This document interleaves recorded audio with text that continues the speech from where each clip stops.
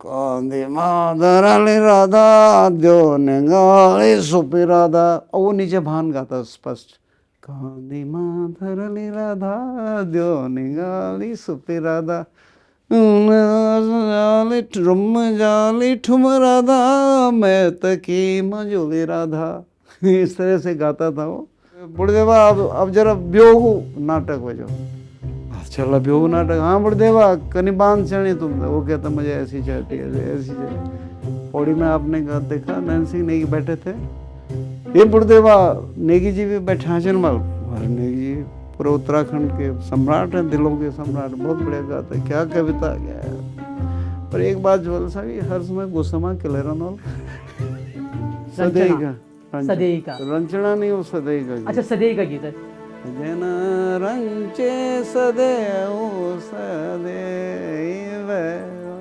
मैंने कहा भाई साहब आपको रामायण दिखानी है दिल्ली में। उन्होंने कहा भाई साहब हमारे लोग तो चौक में करते हैं, ये मंच पे हम कैसे दिखाएंगे, क्या दिखाएंगे।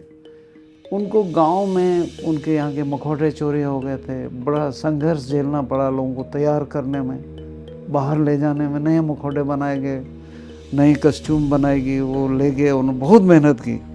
फिर उनका भाई साहब मंच पे कैसे दिखाएं। मैंने 4 दिन तक दिल्ली में रिहर्सल कराई हो, उसका टेक्स्ट लिखा, गढ़वाली से अंग्रेजी में ट्रांसलेट किया, लोगों को सर्कुलेट किया। एक वहाँ अमेरिकन स्कॉलर थी पॉला रिचमैन, वो रामायण पे रिसर्च करती है। उसने कहा उसको ऑर्गेनाइज हो यार, ये सबसे पुरानी राम कथा ट्रेडिशन मुझे लग रहा, मास्क मखौटों वाला था ना, आप इसको यूनेस्को भेजिए। तो क्या है रामायण, किस तरह की ये रामायण का मतलब है राम कथा की परंपरा। ये है राम कथा, राम परंपरा के बहुत सारे सन्यासी जाके जोशीमठ में रुकते थे। राम कथा गायन वाला आदमी आया, उसने राम कथा का गायन किया वहाँ। तो जोशीमठ के आसपास लगभग लोग, सारे लोग उसको सीखने लगे राम कथा गायन को। एक बड़ी इंटरेस्टिंग बात है कि कुमाऊं में भी नहीं है और हिमाचल में नहीं है। कोई अनुष्ठान पांडव लीला का है ही नहीं। श्राद्ध भी होता है पांडव लीला में, तो श्राद्ध का जो अनुष्ठान है उसको कहते हैं गैंडा अनुष्ठान। हमारे अगस्त्यमुनि घाटी में 3 मंदिरों में 62 दिन तक पांडव महाभारत गाया जाता था, 65 दिन तक। तो बस मैंने 1996 में पूरा डॉक्यूमेंट किया था, 1000 पृष्ठ का महाभारत। हे मामा कृष्ण या हे दुर्योधन, ये पारसी शैली। बेसिकली उन्होंने पारसी शैली से शुरू किया उसके डायलॉग, और उन्होंने कहा खेत में बड़ा भारी चक्रव्यूह बनाएगा, लोगों से साड़ी वाड़ियाँ मांग के, फिर कहा भाई चलो एक रथ बनाओ 4 पाई में। उसमें अभिमन्यु को बिठा के लाए और बड़े ढोल दमाम के साथ उसको चौक में खेत में ले गए, वहाँ जहाँ पहले से कौरव मौजूद रहते थे। उनका यार पुरोहित एक चीज़ बताओ, बहुत एक्सपीरियंस थे वो इंटरनेशनल। इस चक्र में वो तुम्हारा पहाड़ी क्या है भाई। फिर ये कृष्णानंद नौटियाल को 1995 में मैंने कहा था तो गढ़वाली में चक्रव्यूह कर, कहना तो बैरियो न मारे मेरो बेटा अभिमन्यु न्योणी हुए अपनी लगाई घात में परे ही पिड़ेगी। तो गांव के लोग जैसे नौटी के हैं, वाण के, तो वो सब जानते थे वहाँ अस्थि पंजर पड़े हुए बहुत सारे। वहाँ से डर डर के निकलते थे, वो सोचते थे ये भूत है क्या है। घर से अपने परिवार को भेंट बांट के जाते थे, वापस आएंगे नहीं आएंगे। तो ये जो है तब से शुरुआत। प्रणवानंद जी ने अखबार में एक अंग्रेजी में एक छापा, रूपकुंड मिस्ट्री अनसॉल्व्ड। पूरे कत्यूरी साम्राज्य में नंदा देवी पूजी जाने लगी। तो ये ताम्र पत्रों में लिखा नंदा का परम भक्त। तो ये कहानी डॉक्यूमेंटेड रिकॉर्ड्स में वहाँ से मिलती है। नरेंद्र सिंह नेगी जी ने बहुत फेमस एल्बम है उनका, नंदा देवी राजा, उसके मेरे गीतों का कलेक्शन संकलन आपने किया है। तो टी सीरीज में उसमें 2 कहते हैं कि उन्होंने 4 लाख कैसेट बिके तो 2 करोड़ रुपए कमाए उन्होंने। सोहनलाल के साथ मंच पे जाके मैंने ढोल सागर गाया। एक तरफ सोहनलाल गाता था, एक तरफ मैं गाता, बोल रहे बोल आओ जी। ऐसे ऐसे ढोली थे जो ढोल बजाते थे, भूत नाच जाता था, संतरे झर जाते थे, पठालें गिर जाते थे। मिसाल दास ने जब ढोल बजाया और उसके साथ दमाऊ वाले भी वैसे ही थे। तो हमारे DS रावत वाइस चांसलर थे उस समय, वो कहने लगे कि पुरोहित जी मेरे पैर कांपने लग गए। तो पैसारा जो उनकी डोली जैसे बनाते हैं डेड बॉडी की, खटुल नहीं बनाना, डोली जैसे बनाते हैं और उसके चारों तरफ जो नृत्य होता है उसको भी पैसारा। हर मंच पे बोला ढोल को पैसा और सम्मान चाहिए, नहीं तो ये खत्म हो जाए, दोनों चीज़ें। घुघुती की खास इंटरव्यू सीरीज हिल टॉक्स में आज हम आपको एक ऐसी शख्सियत से मिलाने वाले हैं जिनको शायद आप चेहरे से ना पहचाने, क्योंकि वो लाइमलाइट से दूर रहते हैं और पर्दे के पीछे रहकर काम करते हैं, लेकिन उनका काम आपने देखा और सुना ज़रूर होगा। आजकल ट्रेंडिंग में चल रहे पांडवास के राधा गीत की कहानी हो या फिर रामायण की बात हो, चक्रव्यूह का जो मौजूदा स्वरूप आप देखते हो वो स्वरूप भी उन्हीं उसको तैयार करने का जो सहयोग है, जो श्रेय है, वो उनको जाता है। रामायण को यूनेस्को तक पहुंचाने का जो प्रयास किया गया उसमें भी उनका बहुत अहम सहयोग रहा है। मैं बात करूं पांडव लीला की, मैं बात करूं रामायण की, मैं बात करूं ढोल सागर की, तो उत्तराखंड की लोक परंपराओं से जुड़ी हर चीज़ के बारे में वो गहन अध्ययन करते हैं, गहन नॉलेज रखते हैं। और आज हम कोशिश करेंगे कि उनके इस अध्ययन में से, उनके इस नॉलेज से थोड़ा हम आप खुद के लिए भी ले सकें और आप तक पहुंचा सकें। हमारे बीच हैं प्रोफेसर डॉक्टर दाताराम पुरोहित जी, जो वैसे तो अंग्रेज़ी के प्रोफेसर रहे हैं, लेकिन उनका काम उत्तराखंड की लोक कला और लोक संगीत पर काफ़ी जाना माना है और आज उसकी झलक आप भी देखने वाले हैं। सर, आपका बहुत बहुत स्वागत है एंड बहुत बहुत शुक्रिया हमें टाइम देने के लिए। सर, क्योंकि हम आपसे बहुत सारी बातें करने वाले हैं और मैं शुरुआत में ही बता दूं जिन पे हम बात करने वाले हैं। आपने पांडवास के कई गीत सुने होंगे, रंचना आपने सुनी होगी, फुलारी गीत आपने सुना होगा, अब राधा जो ट्रेंडिंग में चल रहा है वो आपने सुना होगा। वो गाने भी कहीं ना कहीं डॉक्टर दाताराम पुरोहित जी से जुड़े हुए हैं। कैसे जुड़े हैं वो भी हम आपको बताएंगे, लेकिन उसके अलावा उत्तराखंड की लोक परंपराओं पर उनका क्या काम है, कैसे लोक परंपराएं बनती हैं, बिगड़ती हैं और कैसे उन्हें बचाया जा सकता है, उस पर भी हम बात करने वाले हैं। लेकिन शुरुआत करेंगे डॉक्टर दाताराम पुरोहित जी को जानने से। सर, सबसे पहला सवाल मेरा ये है कि डॉक्टर डी.आर. पुरोहित जो है आज अंतर्राष्ट्रीय स्तर पर लेक्चर्स दे रहे हैं, कई यूनिवर्सिटीज़ में वो जा चुके हैं। शुरुआत कैसी रही? वो पहाड़ का एक लड़का कैसे इतना बड़ा नाम हो गया? जोशी जी, मैं एक रुद्रप्रयाग जिले का छोटा सा गांव है क्विली, दोनों गांवों का नाम एक साथ लेते हैं, क्विली कुरझण। वहाँ मेरा जन्म हुआ। मेरे पिताजी ज्योतिष, छोटा मोटा ज्योतिष कर्मकांड करते थे, लेकिन दुर्भाग्य से जब मैं 8 साल का हुआ उनकी मृत्यु हो गई। तो हम एक तरह के उसमें गंगा जी के जौ हो गए, उसमें गिर गए, संघर्षों में गिर गए। लेकिन ये था कि आदमी की जो प्रकृति होती है, प्रकृतेर ही क्रियमाणानि गुणे कर्माणि सर्वशः, प्रकृति के हिसाब से आदमी काम करता है। मुझे बड़ी रुचि बचपन से रही, पढ़ाई लिखाई में रही, अपने आसपास के जंगल में रही। बदलते हुए जैसे बरसात आता था तो हमें बड़े एक्साइटेड हो जाते थे, कितने गधेरे निकलेंगे, कितने झरने निकलेंगे, कितने स्रोत फूटेंगे। इस तरह की रुचि थी।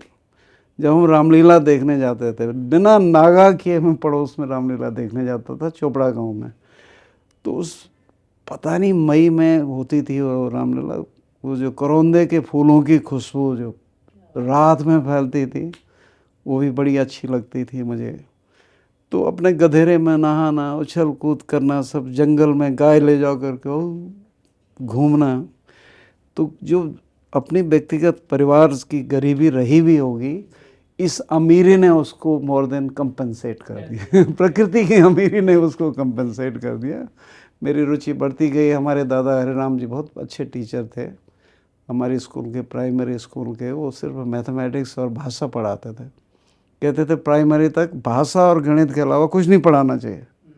और हम लोग ज़िंदगी में उनकी वजह से कभी भाषा में गलती नहीं की, कभी गणित में गलती नहीं की, और मतलब मैथमेटिक्स में आप लगाइए, मैं आगे साइंस नहीं पढ़ पाया, लेकिन हाई स्कूल में डिस्टिंक्शन थी उस जमाने में उसके बाद संस्कृत तो हमारे घर के आसपास बिखरी पड़ी थी, लोग संस्कृत बोलते थे, डिस्कशन करते थे, बहुत सारी चीज़ें। तो संस्कृत में भी मैं बहुत बढ़िया मेरी अध्ययन रहा, उसमें भी डिस्टिंक्शन आए, इंटरमीडिएट में आया, बीए में आया।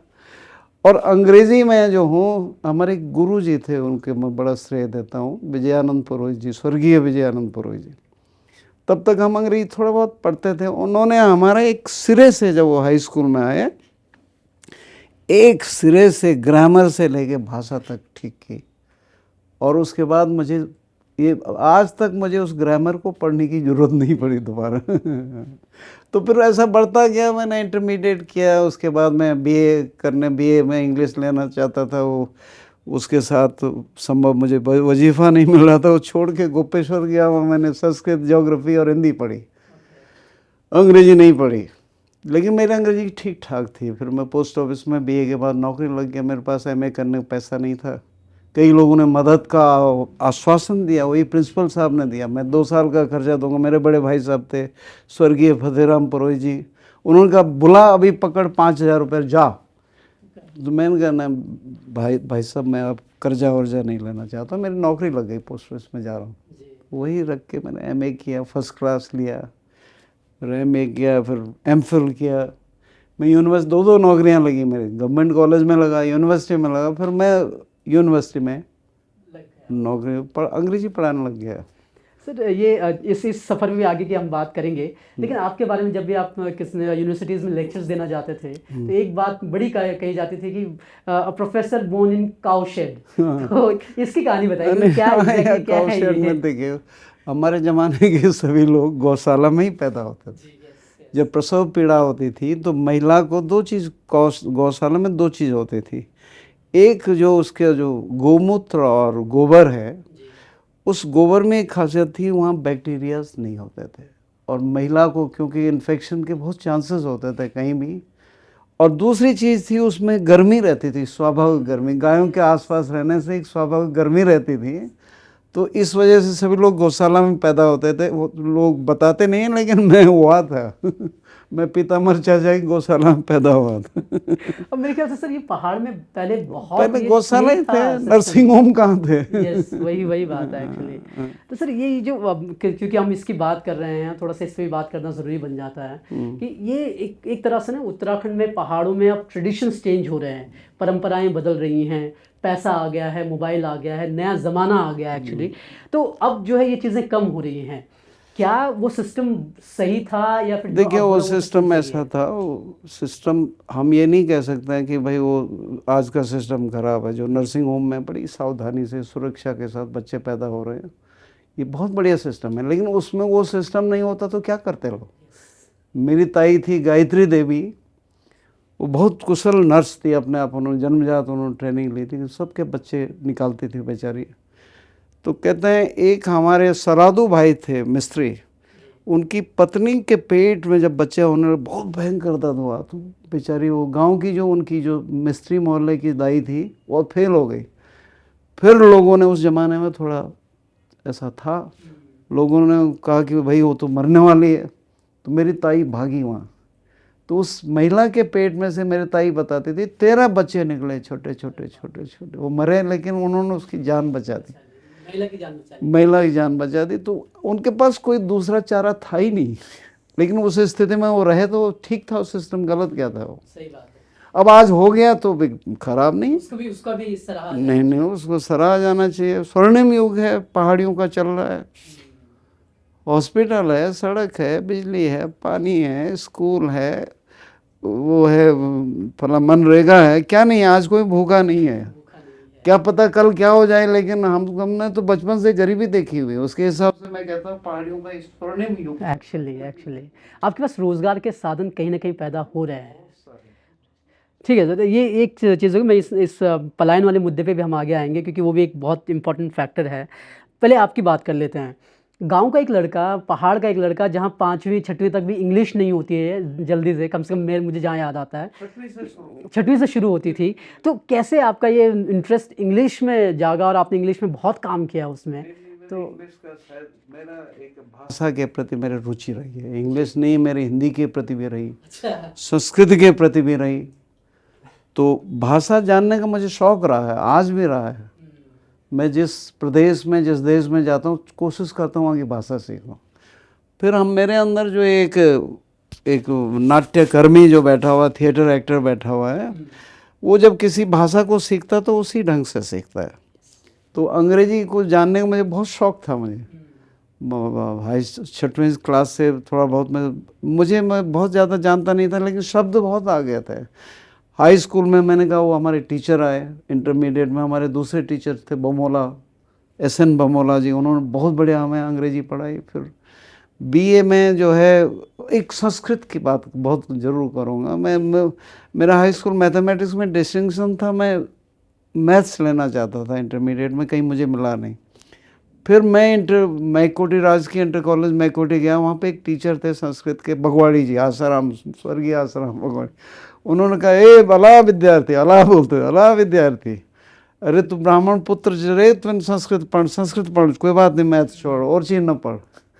अब उन्होंने मुझे संस्कृत में बुलाया, तो बहुत गा के वो संस्कृत पढ़ाते। रघु में वनव्रत यौवनम तममन्नम तनवैश्वरम प्रजा सहितस्य न केवलम श्रियम प्रतिवेदे सकलान गुणान्यपि। इस तरह से वो संस्कृत पढ़ाते थे, और आपको विश्वास नहीं होगा, मुझे रघुवंश और उसके प्रतिमा नाटकम और अभिज्ञान शाकुंतलम के आधे श्लोक याद हो गए थे। तो मैं ये कह रहा हूँ, मेरी रुचि हर भाषा में रही। लेकिन अब होता है हर आदमी की, यार अंग्रेजी कोई विशेष चीज़ है, तो उस अंग्रेजी से नौकरी मिलती थी। तो BA करने के बाद जब मैं पोस्ट ऑफिस में था, मैंने संस्कृत के बजाय अंग्रेजी में MA करना उचित, जबकि BA में नहीं थी मेरे संस्कृत, अंग्रेजी में पढ़ा। एक GC उप्रेती जी थे, उन्होंने मेरी बड़ी मदद की, इस तरह से पढ़ो, इस तरह से इम्तिहान दो, फर्स्ट क्लास आ गया प्राइवेट में ही। उसके बाद ऐसा है कि जोशी जी, भले ही मैंने MA में फर्स्ट क्लास भी किया, फिर भी अंग्रेजी एक विदेशी भाषा है। मुझे मौका मिला, central institute of English and foreign language CIEFL की एक ब्रांच थी लखनऊ में, मोती बाग में। वहाँ मैंने 1 महीने का इंग्लिश ग्रामर, प्रोनाउंसिएशन वगैरह वगैरह का कोर्स किया। तो वो दिन था, उसके बाद से मैंने कोई भी अंग्रेजी का शब्द बिना उसके प्रोनाउंसिएशन के नहीं पढ़ा, याद नहीं किया। उसका प्रोनाउंसिएशन क्या है, उसका प्राइमरी स्ट्रेस कहाँ है, सेकेंडरी स्ट्रेस कहाँ है उस शब्द का, वो हमको बहुत चीज़ें पढ़ाते थे, इंटोनेशन पढ़ाते। तो मैंने कोशिश किया to follow that kind of English, ठीक है। तो इसलिए मैं इंग्लिश पढ़ते, और लिटरेचर तो था ही, लिटरेचर में तो मुझे बहुत रुचि थी, मैं बहुत प्यार से लिटरेचर पढ़ाता रहा। उसके बाद मैंने PhD की तरफ दूसरी तरफ मुड़ गया हूँ। सर, अब हम आपके लोक संस्कृति पर आने की भी बात करेंगे, तो उससे पहले एक छोटा सा सवाल आपके परिवार को लेकर के। आपकी बेटी हैं तान्या पुरोहित, IPL में एंकरिंग कर चुकी हैं, आपके जो दामाद हैं वो एंकर हैं मीडिया में। तो एक मतलब एक वेल एजुकेटेड फैमिली भी है, प्लस वेल स्टैब्लिश्ड भी हैं, और ख़ुद आप जो है संगीत नाटक अकादमी आपको मिल चुका है। तो ये जो माहौल आपने तैयार किया है, किस तरह की, अब कैसी जब क्योंकि आप खुद एक नाम हैं, आप कई इंटरव्यूज़ में आप शामिल हो चुके हैं, कई डॉक्यूमेंट्रीज़ के आप हिस्सा रहे हैं, बेटी IPL के लिए एंकरिंग करती है, तो कैसा महसूस होता है एक बाप के तौर पर? जी, बाप के तौर पर ऐसा महसूस होता है कि अमिताभ बच्चन को सेटल कराने के लिए हरिवंश राय बच्चन, क्योंकि उनकी जान पहचान बहुत थी, मुंबई में रहते थे, इस फिल्म में उस फिल्म में किसी तरह उनको काम वाम दिलाते थे। तो एक बार अमिताभ बच्चन की कौन सी फिल्म थी, बड़ी हिट हो गई वो। अच्छा। उससे पहले जब वो पार्क में घूमते थे, लोग कहते थे ये बहुत बड़े पोएट हैं, ये घूम रहे हैं, इस तरह से कहते थे। तो एक दिन लोगों ने उनसे कहा कि ये अमिताभ बच्चन के उस फिल्म के एक्टर उसके पिताजी हैं। तो घर आए, उन्होंने कहा अमिताभ मैं अब घर जा रहा हूँ इलाहाबाद। उनका क्यों पिताजी, आप क्यों जा रहे हैं घर? कि मेरा काम हो गया, अब लोग मुझे तेरे नाम से जानने लगे। तो मेरी बेटी है, उसने बहुत मेहनत की, ऐसा नहीं है कि हमने उसको थोड़ा बहुत तो शुरुआती एजुकेशन बेस दिया उसको, लेकिन उसका अपनी टैलेंट थी, बहुत कठोर मेहनत की। अब वो बहुत बढ़िया एंकर है, हिंदी अंग्रेजी दोनों में बहुत बढ़िया कर लेती है। उसने एक्टिंग की है कई नाटकों में। यस, वो नेट एक NH10 में तो फिल्म में किया उसने, हमारे साथ नाटकों में बहुत अभिनय किया उसने, तो अच्छी बात। मेरे ख्याल से जीन्स आपसे और जो हमारा जो दामाद है दीपक, वो और टैलेंटेड है जी। वो कुछ भी कर सकता है ना। अच्छा स्पीकर है, अच्छा राइटर है, सब कुछ है। नाटक में मेरे ख्याल से वो भी रहे हैं। मेरी बड़ी बेटी वो इंजीनियर है, ट्रेनिंग से वहाँ रहती है, वो सिंगापुर में। वो बहुत पढ़ती है, बहुत लिखती है। और आपकी नातिन की हेज़ल की हमने कई वीडियोस देखी हैं जो काफ़ी चलती है। हेजल भी अपने स्कूल में बहुत बढ़िया कर अब रही काफ़ी एकेडमिक्स वाइज भी और उत्तराखंड को लेकर के उसका नॉलेज भी काफ़ी अच्छा हो रहा है। है। वो हम कोशिश करते हैं उसको उत्तराखंड सिखाने के लिए। यही होना चाहिए। और मेरा बेटा है, वो अच्छा क्रिकेटर है, वो पीएचडी कर रहा है इंग्लिश में। और आजकल बॉक्सिंग का शौक चढ़ा हुआ, किसी किसी लीग में उसने नॉकआउट में मेडल, गोल्ड मेडल। तो ये अच्छी है, मतलब डाइवर्स नॉलेज रख रहे हैं सब, तो ये है। सर अब आपकी पीएचडी पर आते हैं। आपने इंग्लिश से आपके मास्टर किए हैं, उसके बाद आपने पीएचडी जो की उसके बारे में कुछ बताइए, क्योंकि वहीं से आपके लोक संस्कृति में और लोक कला से जुड़ने की शुरुआत होती है। देखिए जोशी, मैंने एमफिल किया था north of fries theory and practice of criticism. ये कनाडियन क्रिटिक था बहुत बड़ा, तो थोड़ा मिथ की तरफ मेरा झुकाव तो बना था उसको करने के बाद। लेकिन ऐसा हुआ कि मैं ड्रामा में ज़्यादा इंटरेस्टेड था, और मुझे मालूम था कि हमारे पहाड़ में कुछ ड्रामा है, थिएटर है। तो मैंने अपने एक प्रोफेसर ठाकुर गुरुप्रसाद थे, बहुत लर्नेड टीचर थे, उन्होंने कहा यार तू क्यों करना चाहता है, तो मुझे लिख के दिखा। हैदराबाद में थे हम लोग लाइब्रेरी में, अमेरिकन स्टडीज़ रिसर्च सेंटर में, उनका लिख के दिखा। मैंने 5-6 पेज लिख के दिए उनको। तो जब एमफिल में मेरी बहुत प्रशंसा नहीं करते थे, फ्रैंकली स्पीकिंग। बहुत डेनवर के पीएचडी थे, गोरखपुर के पीएचडी थे, माने हुए प्रोफेसर। उन्होंने कहा ये तो ठीक लिखा यार तूने ऐसा करो, इसी में काम करो।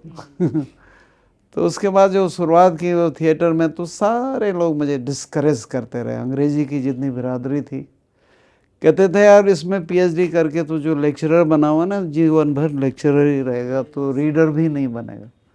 सब लोग डिस्करेज करते थे। एक दिन मुझे घनश्याम शर्मा थे, मेरठ के रहने वाले, लेकिन ओस्मानिया में अंग्रेजी के प्रोफेसर थे। वो मेरे साथ बैठते, उनका देख Purohit, don't bother for the future और anything else, take a blind leap, take a blind leap. अगर तेरा मन है तो जिस चीज़ में मन हो करना चाहिए, करो। तो जोशी जी, मैं उसमें शुरुआत किया। उसके बाद आपको सही बताऊं, बचपन में कभी कभी पांडव देखने जाता था। रामलीला तो मेरा पैशन था। हाँ, अभिनय बहुत अभिनय किया मैंने। अपने गांव का थिएटर क्लब इस्टेब्लिश कराया, कोई नाटक कराया, खुद उनमें अभिनय किया। वो तो मेरी पैशन थी। लेकिन जैसे पांडव लीला है, नाग और सिद्धवा है, मैं अपनी पढ़ाई के डर से, मुझे पढ़ाई करनी, मैं बगल में देखने नहीं जाता था। लेकिन जब पीएचडी में करने लगा तो मैंने पीएचडी का टॉपिक चुना। उन्होंने कहा भाई इसमें थोड़ा अंग्रेजी का भी होना चाहिए। Medieval English folk drama and Garhwali folk theatre, comparative study. Medieval English folk drama, उसमें मैंने बहुत पढ़ाई की, छोड़ा। तो मेरे इस तरह से पीएचडी के 3 फील्ड हो गए थे। एक हो गया था मेडिवल इंग्लिश ड्रामा का, दूसरा हो गया था इंटरनेशनल फोक थिएटर कहाँ है, क्या क्या है, दूसरा इंडियन फोक थिएटर क्या क्या है, कहाँ है, और चौथा हो गया गढ़वाली फोक थिएटर। उसको कलेक्ट करना, उसका टेक्स्ट ट्रांसक्राइब करना, ट्रांसलेट करना, बहुत सारा काम मुझे 6-7 साल लग गया था। तो ऐसा नहीं है, मैंने बहुत सारा लिटरेचर पढ़ा उस चक्कर में, विदेश का, देश का, अपने गढ़वाल का। तो उससे मुझे रुचि बढ़ती गई।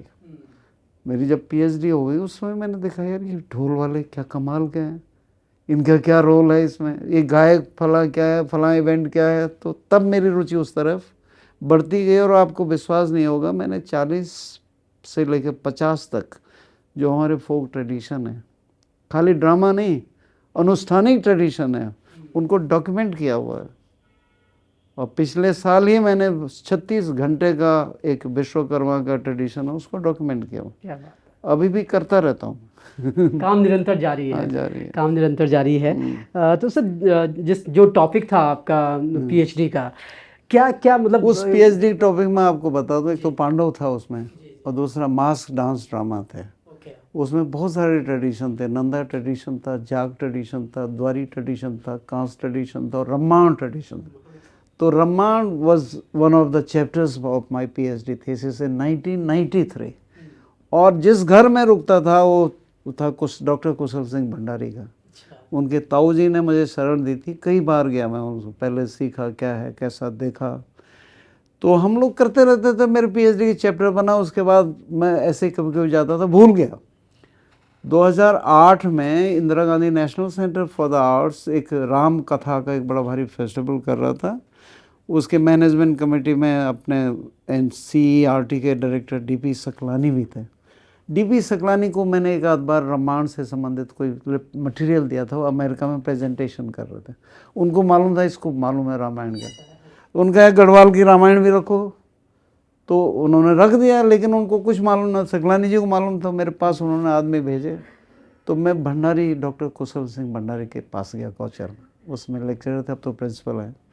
मैंने कहा भाई साहब आपको रामायण दिखानी है दिल्ली में। उन्होंने कहा भाई साहब हमारे लोग तो चौक में करते हैं, ये मंच पे हम कैसे दिखाएंगे, क्या दिखाएंगे, ये तो बड़ा मुश्किल है, आपको साथ रहना पड़ेगा। मैंने कहा मैं रहूँगा आपके साथ। उनको गांव में उनके यहाँ के मखौटे चोरी हो गए थे, बड़ा संघर्ष झेलना पड़ा लोगों को तैयार करने में, बाहर ले जाने में। नए मखौटे बनाए गए, नई कस्ट्यूम बनाएगी, वो ले गए, उन्होंने बहुत मेहनत की। फिर उनका भाई साहब मंच पे कैसे दिखाएं। मैंने 4 दिन तक दिल्ली में रिहर्सल कराई हो, उसका टेक्स्ट लिखा, गढ़वाली से अंग्रेजी में ट्रांसलेट किया, लोगों को सर्कुलेट किया।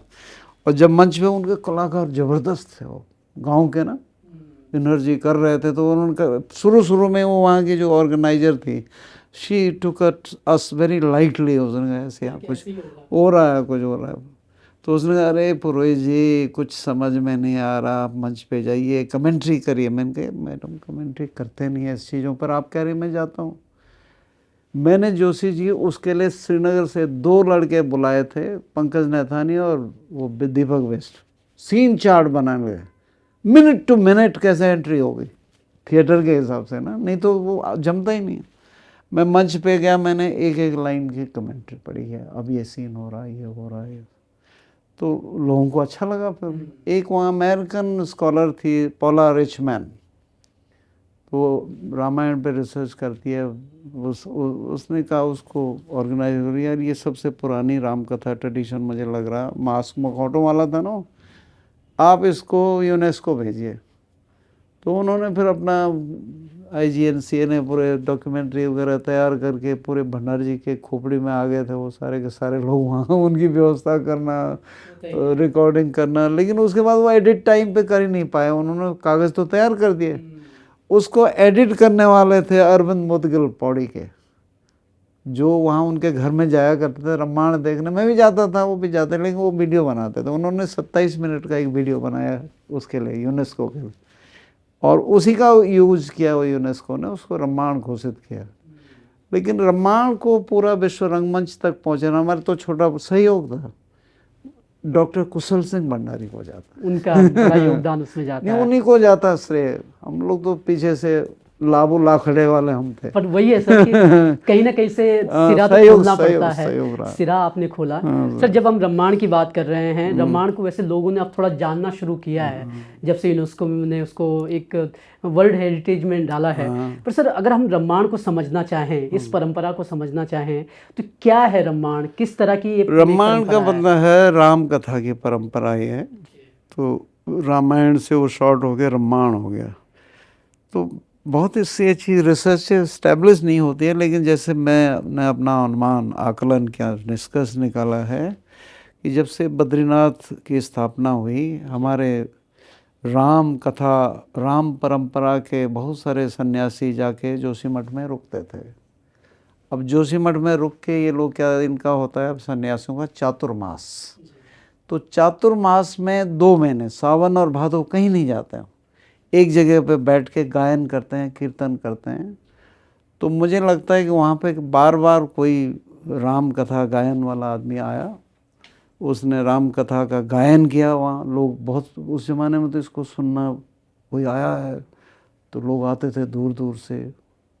उसमें लोगों के लिए 10 मील चलना तो इतने ताकतवर होते थे, छलांग थे छलांग थे। तो रात में लाइट वाइट लेके आते, सुनते होंगे। तो उनमें से धीरे धीरे लोगों ने उसको सीखना शुरू किया। तो जोशीमठ के आसपास लगभग लोग, सारे लोग उसको सीखने लगे राम कथा गायन को। और उसमें सबसे ज़्यादा शायद सीखने वाले 3 गांव थे। उनके यहाँ होता था बैसाख के महीने में मुखौटा उत्सव, सारे गांव उस इलाके में सब जगह होता है। जोशीमठ में नरसिंह मंदिर में होता था, सामने चाई में रामपुर सीतापुर चाई थाई जैसे पुराना, वहाँ होता था।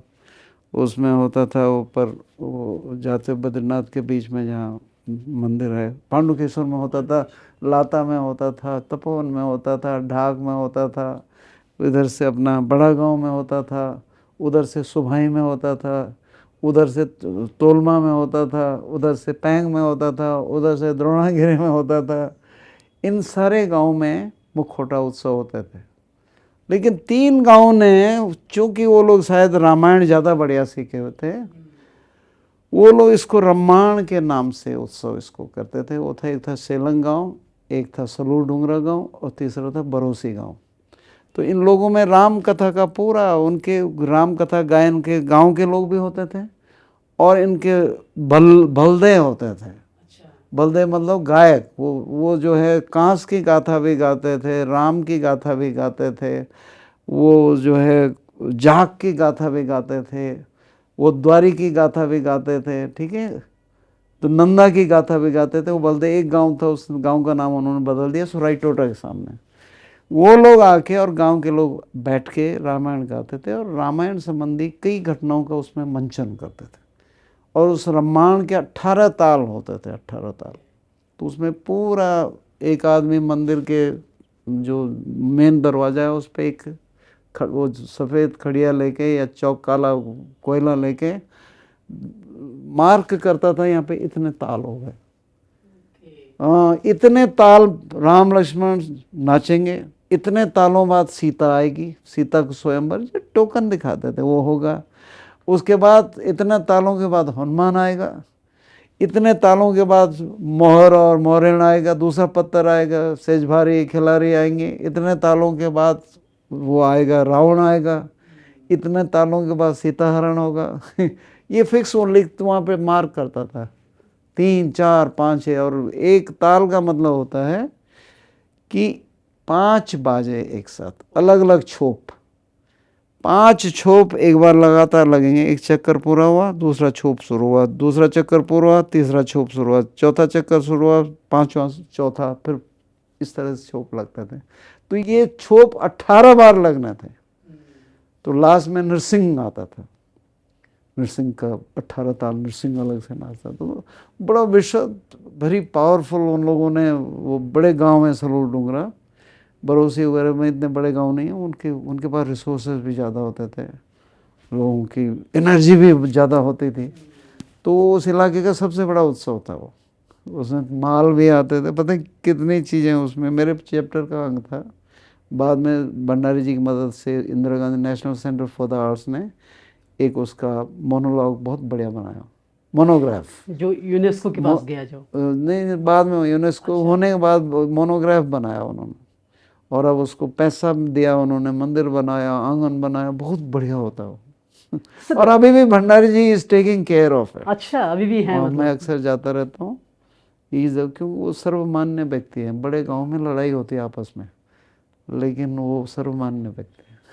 ये बहुत बहुत इंटरेस्टिंग नॉलेज आपने दी है रामायण की सर। लेकिन रामायण का जो स्वरूप आप देखते हैं, रामायण में गायन, मैंने कहा ना जी जी, तो गायन होता था, गायन गायब हो गया था, पुराने लोग मर गए थे। अब भंडारी जी एक सुबाई से एक जो है क्या नेगी थे, फिर मेरे नाम बोलने लगे, नेगी जी को लेके आए। अब नेगी जी ने वो गाया तो मैंने भंडारी जी को कहा यार इनको श्रीनगर रोक दो। उनके साथ वो उनके गांव का वो क्या रावत है उसको भी रोका उन्होंने। 2 लोगों का हमने रिकॉर्ड किया, बाकायदा रिकॉर्ड करके लिखवाया अपने लड़कों से, और मैंने भी, जहाँ पे उनको समझ नहीं आया, पूरा 25-30 पेज का उनका जागर, वो गायब हो गया था, दोबारा लिखवाया, अब वो जागर रिवाइव हो गया। ठीक है, भंडारी जी ने अब सब लोगों को उसका प्रिंट आउट वगैरह निकाल के लोग बैठ के गाते हैं उसको। तो बहुत बढ़िया उसका गायन होता, वो भी चल पड़ा है। और सर क्योंकि पिछले साल ही जब विरासत हुई थी तो उसमें रामायण का आप ही देख रहे थे उसका। तो सर अब रामायण जो पहले होती थी और अब जो हो रही है, क्योंकि अब थोड़ी सी सुविधाएं आ गई हैं, टेक आ गया है, क्या बदलाव हम देख रहे हैं? क्या छोटा हो गया है या बड़ा हो गया या फिर रामायण में आसान हो गया है? उन्होंने ऐसा थोड़ा, ये तो क्या है, उसकी कस्ट्यूम को जरा ज़्यादा महंगा, थोड़ा कलरफुल बेसिक स्ट्रक्चर वो नहीं छेड़ा उन्होंने। क्योंकि IGNC है, उनको कहता भाई ना आप अनावश्यक इंस्ट्रूमेंट भी नहीं बजाएंगे और ना आप इसके स्ट्रक्चर को छेड़ेंगे, अच्छी बात है वो। तो रामायण वो लोग अभी भी करते हैं, वही बिल्कुल वही करते हैं जो हमने IGNC दिल्ली में किया था। बहुत ज़्यादा बदलाव उसमें आया नहीं, लोग ज़्यादा आने जाने लग गए। अब थोड़ा वो जैसे रामायण हो रही थी, मुख्य अतिथि आ गए, उधर से माइक डिस्टर्ब कर रहा है, अब हमारे बीच ये पहुंच गए, अब वहाँ फला फला का पर्स हो गया एक है। आयोजन हो गया है, एक आयोजन आयोजन हो, हो गया है। पहले जो नॉन स्टॉप चलता था ना वो थोड़ा सा वो रिदम नहीं रहा, वो डिस्टर्ब होने लग गया इन चीज़ों से, पर है वही पूरी चीज़, वही कोई चेंज नहीं किया। मूल में वही चीज़ मूल है, में वही मूल में वही चीज़ है। सर, रामायण की हम बात कर रहे हैं, रामायण के बाद एक बहुत इम्पॉर्टेंट चीज़ आती है, पांडव लीला हमारे पहाड़ों में होती है। और पांडव लीला में चक्रव्यूह भी अगर मैं खास कर बात करूं तो उसका एक बहुत बड़ा श्रेय आपको जाता है, जो अब हम मंचों पर देखते हैं, दुनिया आज जो उसका स्वरूप हमें नज़र आता है। तो सर, पहली बात तो यह है कि पांडव लीला क्योंकि पहाड़ों में बहुत ज़्यादा है, हर दूसरे गांव में पांडव लीला होती है, तो उसके बारे में थोड़ा बताइए, और चक्रव्यूह का स्वरूप कैसे बदला आप मैं लोगों ने, आपको उसके बताता बारे में हूँ। प्लीज बताइए। ऐसा है कि जो पहाड़ हमारे गढ़वाल में है, ये एक बड़ी इंटरेस्टिंग बात है कि कुमाऊं में भी नहीं है और हिमाचल में नहीं है, कोई अनुष्ठान पांडव लीला का है ही नहीं। अभी प्रयाग जोशी ने एक किताब छापी है, पनवेण। तो पनवेण किताब में उन्होंने दिखाया, वो कह रहे भाई बहुत पुराने ज़माने में पांडव भूतों की तरह आते थे वहाँ पिथौरागढ़ में।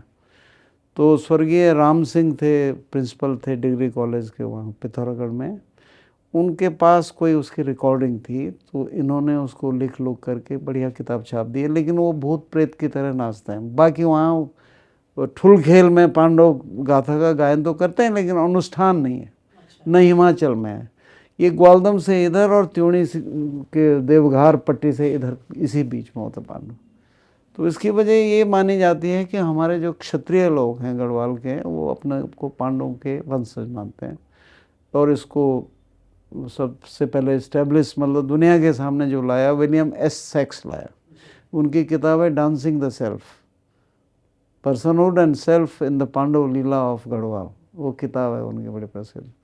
उन्होंने इस्टेब्लिश किया है कि हमारे गढ़वाल के जो क्षत्रिय हैं पांडवों को अपना पूर्वज मानते हैं, और पूर्वज के तौर पे उनको नचाते हैं, और नचाने के साथ साथ उनका श्राद्ध भी करते हैं। श्राद्ध भी होता है पांडव लीला में। तो श्राद्ध का जो अनुष्ठान है उसको कहते हैं गैंडा अनुष्ठान। गैंडी या गैंडा जो भी कहते हैं वो अनुष्ठान है, वो सब जगह होता है। बिना गैंडा के कोई पांडव लीला हो ही नहीं सकते। तो हमारे यहाँ पांडव लीला, एक चीज़ आपने बताया ना, हर दूसरे गांव में, मैंने ये लगाया कि अपने 4-5 हज़ार गाँव में, जितने गांव हर तीसरे में ये होता है पांडव लीला। और इसका ड्यूरेशन है, जैसे उसमें वो क्या नाम है, जौनसार में या तो 5 दिन का होता है या 9 दिन का होता है। वो उनका ट्रेडिशन 5 या 9 दिन का है। और उसके बाद रवाई में भी 10-15 दिन का होता है, उत्तरकाशी में भी 10-15 दिन का होता है। आपके जो पट्टी टेरी की हैं, अपनी पूरी धनारी पट्टी से लेकर लमगांव तक की जो पट्टियां हैं, इनमें भी 15-20 दिन का पांडव होता है, बहुत लंबा नहीं होता है। जैसे अखोड़ी एक गांव है, वहाँ पांडव होता है, हिंदाव में होता है, मंडेती में होता है, ठीक है। 11 गाँव हिंदाव में बहुत पांडव होता है। और ये नहीं, इधर भी होता है, आपके जो आरगढ़ गोनगढ़ में होता है, चानीबासर में होता है आपके उत्तरकाशी में होता है, खासकर उत्तरकाशी की बाड़ागड्डी पट्टी है, और वो इसके ऊपर जो ऊपर जहाँ पाटा संग्रहालय का एरिया, वहाँ पांडव होता है। रैथल में पांडव होता है, बारसू में पांडव होता है। इधर रवाई में सरनौल का पांडव बड़ा प्रसिद्ध है, लेकिन कफनौल, सरनौल, लगभग हर जगह पांडव होता है। जौनपुर में भी होता है, जौनसार में होता है, पंचरात्रा नवरात्रा कहते हैं ना वो वहाँ होता है। तो पांडव लीला तो हर जगह होती है। तो ये तो एक पांडव है, पांडव लीला में महाभारत। इसके अलावा 15-16 और ट्रेडिशन है अनुष्ठानिक महाभारत के यहाँ गढ़वाल में। हमारे अगस्त्यमुनि घाटी में 3 मंदिरों में 62 दिन तक पांडव महाभारत गाया जाता था। 62 दिन तक, और रिपीट नहीं होगा कुछ, कथा बढ़ती जाएगी, सृष्टि की उत्पत्ति से लेके महूर देवाल की रचना से लेके कंस का उदय से लेके कृष्ण से लेके फिर पांडव लीला आ जाती है उसमें। तो बस मैंने 1996 में पूरा डॉक्यूमेंट किया था, 1000 पृष्ठ का महाभारत है। 62 दिन बैठा था, उसमें मुझे गोस्वामी राजेंद्र गोस्वामी जी और बच्चीराम भट्ट जी ने बड़ी मदद की थी। तो अभी हार्वर्ड यूनिवर्सिटी से छप रहा है बहुत ना। उसका इंतजार रहेगा। तो इसके अलावा महाभारत का और ट्रेडिशन है आपके उसमें बड़ियारगढ़ पट्टी में, वो घड़ियाल में, ये खाती को जायो बबरीक है, अभिमन्यु जो भी है, लेकिन घड़ियाल का ट्रेडिशन है। उसके अलावा हमारे यहाँ बी माता का ट्रेडिशन है, जाख में बबरीक का ट्रेडिशन है, ठीक है। वो कृष्ण लीलाएँ कई गाँव में गाई जाती हैं, उसके ट्रेडिशन गाने का अनुष्ठान के 16 ट्रेडिशन। कर्ण का ट्रेडिशन अलग है, उसमें उस क्या कहते हैं उसको, पंचगाई पट्टी, डाटमेर या सिंगतूर पट्टी में, तो ये उसका ट्रेडिशन है। तो 16 ट्रेडिशन है हमारे पूरे महाभारत के, और ऐसा नहीं पूरा अनुष्ठान के साथ। तो मैं कहता हूँ विश्व का सबसे बड़ा लोक महाभारत गढ़वाल में। बहुत सही कहा आपने। तो चक्रव्यूह की बात हम कर रहे हैं। चक्रव्यूह को मैं फटाफट आपको बताता हूँ। चक्रव्यूह ऐसा था 1901 के आसपास, एक स्वतंत्रता संग्राम सेनानी थे बचन राम गैरोला, वो अपने को आर्य लिखते थे, कुछ न कुछ करते रहते थे। पांडव लीला में उस गाई जाती थी, थोड़ा बहुत मंचन होता था चक्रव्यूह की गाथा का। तो उन्होंने, उनका एक कोई मित्र रहे होंगे, परिचित रहे होंगे, चंद्र सिंह बटोला, वो थे गंधारी गढ़मिल गांव के, बॉम्बे थिएटर में काम करते थे। तो उनको पकड़ा, उन्होंने कहा यार एक काम करते हैं, चक्रव्यूह खेत में करते हैं। अब चक्रव्यूह कैसा होगा, चक्र कैसे बनाएंगे, तो उस जमाने में और बाद में भी एक अनुष्ठान होता है हमारे यहाँ, संस्कार, जैसे गर्भाधान संस्कार कहते हैं, और एक दूसरा पुंसवन संस्कार और गर्भाधान। इन दोनों में से एक में जब पूजा होती थी बड़े बड़े घरों में, तो उसके बगल में जब महिला बैठी हुई है, उसके बगल में एक चक्रव्यूह के आकार का यंत्र बनता था। तो वो यंत्र वहाँ पे बनता था, गोल गोल यंत्र बनता था। उसको बनाने वाले लोग बहुत रेयर लोग होते थे। तो वो धीरे धीरे वो यंत्र बनाने, हम लोगों का बचपन में खेल हो गया था। हम लोग बचपन में कहते यार चक्रव्यूह बनाते हैं, चलो खड़िया मिट्टी से, खड़िया का पत्थर से, कहीं पे जहाँ पे जगह मिले ऐसा किया, ऐसा करो ऐसा करो ऐसा करो, 4 क्रॉस बनाओ, उसके बाद 2 अर्धवृत्त बनाओ, अर्धवृत्त के आगे एक डैश बनाओ, और इनको एक किनारे से मिलाते जाओ। तो वो चक्रव्यूह का आकार लोगों के मानस में था। इन्होंने उसी आकार को कपड़े में बांध करके खेत में चक्रव्यूह बना दिया, और थोड़े बहुत उसके डायलॉग उसमें नौटंकी और पारसी शैली में, जो लोग जानते थे उस समय, पारसी शैली वो हुई जिसमें ऐसे कहते ए मामा, हे मामा कृष्ण, या हे दुर्योधन, ये पारसी शैली है। और नौटंकी शैली है जिसमें बहरे तबील, और ऐसे जैसे दोहा चौपाई, बहरे तबील, रागनी, ये सारे का इस्तेमाल होता है, उसको कहते हैं नौटंकी शैली। तो कुछ ने उसका भी बेसिकली उन्होंने पारसी शैली से शुरू किया उसके डायलॉग, और उन्होंने कहा खेत में बड़ा भारी चक्रव्यूह बनाएगा, लोगों से साड़ी वाड़ियाँ मांग के, फिर कहा भाई चलो एक रथ बनाओ 4 पाई में, उसमें अभिमन्यु को बिठा के लाए, और बड़े ढोल दमाम के साथ उसको चौक में खेत में लगे, वहाँ जहाँ पहले से कौरव मौजूद रहते थे। अब एक कौरव मौजूद रहते थे, तो फिर उनके डायलॉग होते, लोग उस पर चावल और फूल पुष्प वर्षा करने लगे अभिमन्यु पे। तो अभिमन्यु ले जाने के लिए ऐसा कोई नाटकीय रथ भी नहीं था, पूरे गांव के लोग कंधे लगा के 150 लगा के आ रहे हैं, और जय हो ऐसे करते भी आ रहे हैं। तो ये सब चलता रहा, और बाद में ऐसा हुआ कि लोगों ने, जैसे केदार घाटी में जो कौरव लोग होते थे, क्योंकि उनके केदारनाथ के जो घोड़े पौनीज जो वो खाली रहती थी जाड़ों में, अब वो उनको बिठा के घोड़ों पे बिठा के लाने लगे खेत में। चक्रव्यूह जहाँ पे बना उस खेत में बिठा के जय हो विजय विजय विजय करके, हमने पिछले साल वहाँ पे देखा द्यूर गांव में चक्रव्यूह।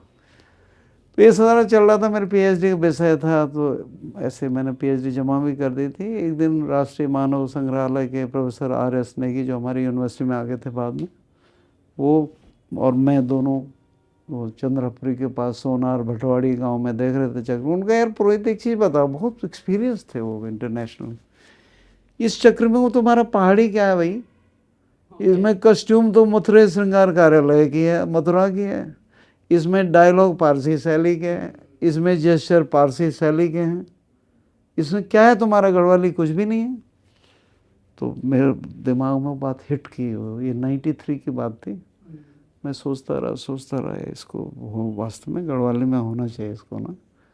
लोगों ने बहुत प्रयास किए, ओखीमठ में बड़े बड़े विद्वान लोग, तो किसी ने उसमें चौपाइयाँ डाली, किसी ने बहरे तमिल डाला, किसी ने संस्कृत डाला, लेकिन वो बात नहीं थी। तो मैंने फिर 2001 में मैं एक संस्था से जुड़ा था 1998 में, रीच है देहरादून में, रीच संस्था, उनके साथ मैं जुड़ा। तो उन्होंने कहा भाई उत्तराखंड प्रोग्राम आप कराएंगे, तो मैंने 400 के ट्रुप के करीब उसमें कार्यक्रम कराया। बाद में किस चीज़ में थोड़ी गलतफहमी हो गई थी, तो उनके पास कुछ पैसा आया, उन्होंने कहा पुरी जी हम आपको 1-1 लाख के 2 प्रोजेक्ट देना चाह रहे हैं, आप इस पैसे से कुछ कीजिए। तो मैंने कहा मेरे मन में तो भैया 2 है, एक चक्रव्यूह है, एक ढोल है। तो पहले ढोल की कार्यशाला हुई, जिसमें ढोल के जितने ताल होते हैं 7 घाटियों से ढोल वाले बुलाए गए। कोऑर्डिनेटर था सोहनलाल, और जो डॉक्यूमेंट करने वाले थे विजय कृष्ण जी, वहाँ के नैनीताल यूनिवर्सिटी म्यूज़िक के हेड। वो दूसरा था राजेश जोशी, तबले वाला, भातखंडे से तबला सीखा। और तीसरा था निखिल मोले, गुजरात से। और फिर बीच में नयन सिंह नेगी जी को बुलाया गया 15 दिन के लिए। बीच में वो एंड्रू ऑल्टर जो मैक्वायर यूनिवर्सिटी ऑस्ट्रेलिया का, वो भी आने लग गया।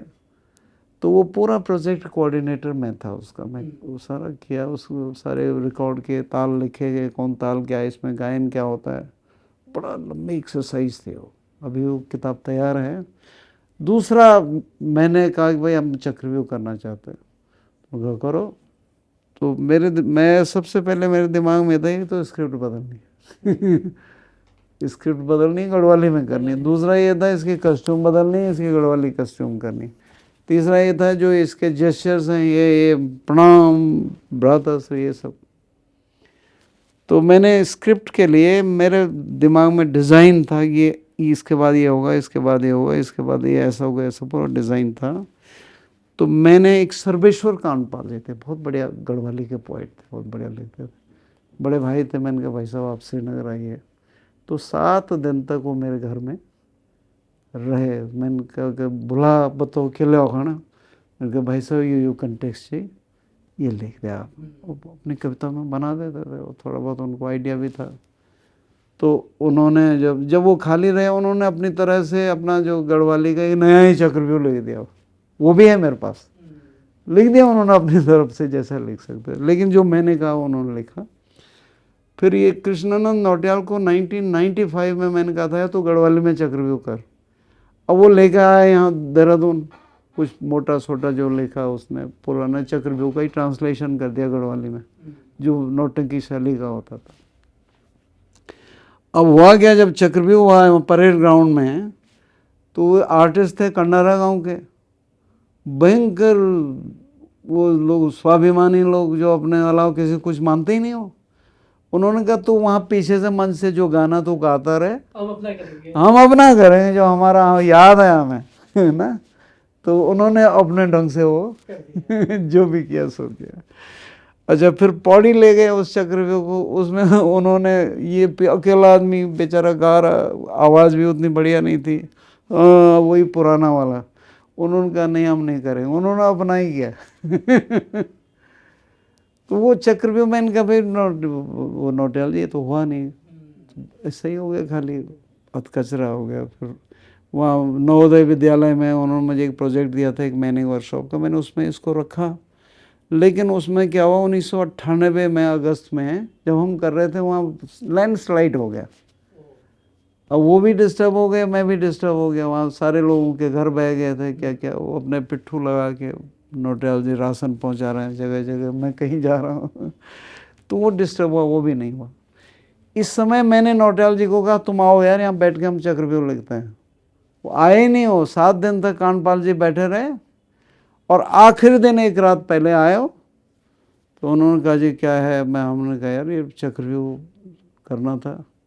नहीं कोई बात नहीं, कुछ मेरे गाने इस्तेमाल कर दीजिए जितने कर सकते। तो हमने उनके 7 गाने इस्तेमाल किए कुल और उनको कहा भाई साहब आप इसकी जो दान दक्षिणा है वो पकड़िए, आप उनका मैं घर कैसे जाऊंगा, कुंड से वहाँ से हमें गाड़ी की ज़रूरत पड़ेगी।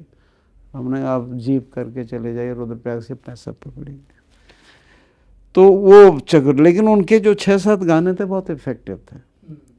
ज़्यादातर ट्रांसलेट करके कविता बना के उन्होंने सर्वेश्वर कांडपाल जी ने किया।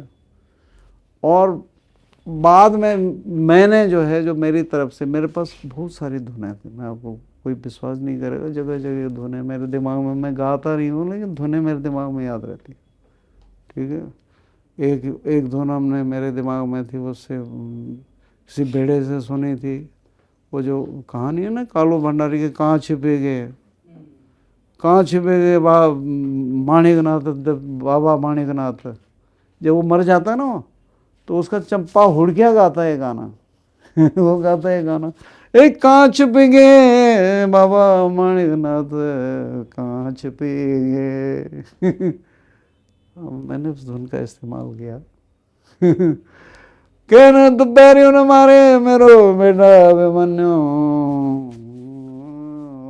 न्योणी हुए अपनी लगाई घात में परे ही पिड़ेगी इस तरह से उसका इस्तेमाल करके मैंने डायलॉग लिखे। एक गाना था वो, अभिमन्यु मरने के बाद वो खिमट में मैंने शाम को सुना था, वो सागरी बंधु गाते थे, तो मैंने उसका इस्तेमाल किया। झिटगड़ी मंगा सूर्य उदय है गे राजा, झिटगड़ी मंगा सूर्य उदय है गे, जब उसका दुर्योधन का पुत्र मरता है उसके लिए इस्तेमाल किया ना। तेरो तेरो तेरो लक्ष्मण आज घाती गे, तेरो लक्ष्मण राजो स्वर्ग वास होएगे इस तरह के हमने धुनों का इस्तेमाल किया। और जो हे मेरा बाबा लाडा, वो आपको बताऊँ, वो धुन हम लोग पगडवाली का इस्तेमाल करते थे। हमारे डायरेक्टर ने, सुरेश काला ने कहा गुरुजी ये नहीं हुई धुन, आप इसको 5 भय कठैत वाली धुन इस्तेमाल की। तो 5 भय कठैत में एक धुन है, जब वो उसको मारते हैं ना, अपने पूरे परिवार को मार के, वो गिरिराज से मैंने वो सारी गाथा ली थी। 5 भय कठैत मैंने एक नाटक लिखा, बहुत ज़बरदस्त नाटक हुआ, वो NSD में हुआ वो। तो उसमें वो जब रानियों को मारते हैं तो उसमें बहुत ही मार्मिक करुण सा गाते थे वो उसका गायन ये था, हे पूरब की मोरी मारे भंडारा बोरा,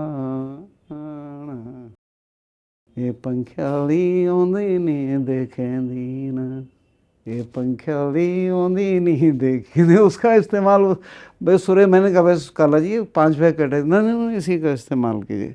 फिर कांडपाल जी से मैंने वो गीत लिखाया, ए मेरा लाडा तू कख गए हो लो कन करो लो, बीजे दो साकला गोला तो ये, बीजे दो साकला गोला तो ये इस तरह की सारी धुनें मैं आपको एक एक धुन बता सकता हूँ, एक एक धुन कहाँ से ली गई, ठीक है, और किस तरह से गाई गई। हमने एक कैसेट में रिकॉर्ड करके राकेश भट्ट को पकड़ाया, पहले सुभाष पांडे को पकड़ाया, उसकी आवाज़ ठीक नहीं आई, इससे पकड़ाया तो इसकी आवाज़ अच्छी थी, इसने गाया, तो then he became the main singer.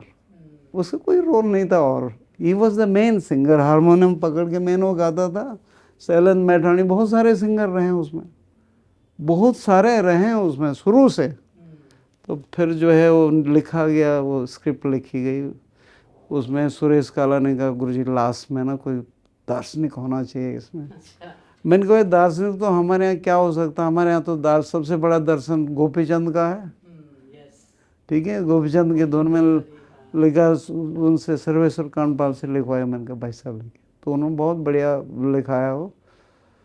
तो उनके गाने का तरीका अलग था, शोक न कर तू अर्जुन भय ई दिन ओना रहना, तो हमारे लड़कों ने उसको सीधा फ्लैट कर दिया, शोक न कर तू अर्जुन भय ई दिन ओना रहना, गोपीचंद की धुन है वो। फिर वो सर्वेश्वर कांडपाल जी ने अर्जुन की प्रतिज्ञा लिखी, धरती देव दिखपाल जागा सब हे भेजा सचेत अलो वो उन्होंने लिखी थी। ये मेरा लाडा भी उन्होंने लिखा था, शोक न कर तो हे अर्जुन भाई उन्होंने लिखा था। ठीक है, कई सारे मैं एक एक करके बता कौन किसने लिखा था, किसकी क्या कहानी है, एक एक डायलॉग। अब ठीक है, हम कुछ लोग कई लोग करते रहते हैं इसको, तो हम इनसे यही कहते हैं भाई तुम करो, तुम गायक हो, करने वाले हो, लेकिन सोर्स जरूर बताओ। तो बहुत इम्पोर्टेंट होता है। बहुत इम्पोर्टेंट। तो वो स्क्रिप्ट ऐसी बन गई जोशी जी, वो हमारे एक अब्बास, फिरोज अब्बास के साथ प्राइम एक्टर है वो क्या नाम है उसका, महेंद्र पंवार। तो वो कहता गुरुजी ये ऐसा बन गया है ऑस्ट्रेलिया की टीम की तरह है, भला बुरा जैसा भी करो पिट नहीं सकता ये बहुत अच्छा है। तो उसकी इतनी सफल उसकी स्क्रिप्ट बन गई, लगभग हर जगह उसका डिज़ाइन बन गया ना। मैं वो वहाँ गांव में तो कुछ ऐसा होता नहीं था, मेरे दिमाग में ये था कि गांव का जो यहाँ पांडव नाच रहे हैं वो सामने वाले में एक मैसेंजर आएगा कौरवों की तरफ से, तो उसके लिए गाना लिखा गया ना, जदे उजवार लगो नो 5 भाई पढ़नो थे, जदे उजवार लगो नो माता कुंती का रानी द्रुपदा ये लिखा गया। ये मैं कह रहा हूँ डिज़ाइन किया गया। और जब अभिमन्यु मारा जाता है तो मैं बचपन में देखता था हमारे गांव चापड़ में, वो कौरव कहते थे मारा मारा, और उधर से वो कहता हे मामा कृष्ण, हे वो बेचारा रोता रहता। तो वो कंट्रास्ट मुझे हल्का सा याद था। तो जो पूरे जो कंट्रास्ट के डायलॉग लिखे, इधर से वो तो रो रहा है और उधर से कौरव कह रहे मारा मारा ले प्यावा ले खतरी करा। उनको बार बार कहना पड़ता पेस तुम कम मत करना इसके ना मारा मारा लोई प्यावा लोई खतरी करा, ये तब ड्रामा बनता है ना। अब कई मारा मारा तो वो आवाज में भी दिखना चाहिए, वो दिखना चाहिए ना, वो दिखता है, ड्रामेटिक होना चाहिए वो दिखता है। और इसलिए चक्रव्यूह अब जो है देश विदेश में हो रहा है, अंतर्राष्ट्रीय स्तर पे भी हम ये कह रहे हैं कोई भी करे, लेकिन इतनी कृतज्ञता जरूर दिखाओ, एकेडमिक सिंसियरिटी दिखाओ। किसने, रीच ने तैयार किया था, सुरेश कला डायरेक्टर था, हमारे एक मित्र हैं प्रेम मोहन डोभाल, उन्होंने जो पंडवानी की जो ड्रेस थी उसकी कस्ट्यूम सब उन्होंने डिज़ाइन की। ठीक है, और उसके प्रॉपर्टी के लिए क्या क्या चाहिए, तो वो चाहिए अपना वो गधा चाहिए, मुदगर चाहिए, पार्टी चाहिए। वो जो पीछे के तर्कस थे, मेरे घर की सारी चटाइयाँ काट के सुरेश कालर इन्होंने तर्कस बना दिया और यहीं से आपकी नाटक की जर्नी नाटक लिखना शुरू किया आपने। सर एक मैं आपका 2010 में आपने एक नाटक किया था बुढ़देवा का, और उसमें आप एक्ट कर रहे हैं, बड़ी कॉमेडी हो रही है वहाँ पे, और स्टीफन फियोल भी आपके साथ हैं जो आजकल बड़े वायरल, उनकी एक रील चल रही है, तो वो भी आपके साथ है। सर पहले तो बुढ़देवा जो पूरा कॉन्सेप्ट है उसके जो नाटक है बुढ़देवा, जो मेरे पीएचडी थीसिस का एक पार्ट था जी। मेरे थीसिस में 108 पेज का उसका टेक्स्ट है अंग्रेजी में। तो बुढ़देवा एक नारद को ही बुढ़देवा कहते हैं। ये शब्द भी it is a corruption on the word भड़देवा, भट्टो होते थे ना, परम भट्टारक राज दरबार में, तो भट्टारक से हुआ भट्ट, भट्ट से हुआ भड़। आज भी हमारे मांगलों में कहते सो भड़ो बामण, बड़ो बामण मंत्र पढ़द। ब्राह्मण को भड़ कहते हैं आज भी लोक भाषा में। तो जो भड़ से वो बड़ हो गया, वहाँ बद्रीनाथ के मंदिर में जो डिमरी पुजारी होता है उसको कहते हैं बितलू भितलू बड़ू। अच्छा उनकी बारी लगती है बितलू बड़ू। ठीक है, तो वो बड़ू से होते होते तो बुढ़ हो गया, बुढ़देवा। बुढ़देवा मतलब नारद।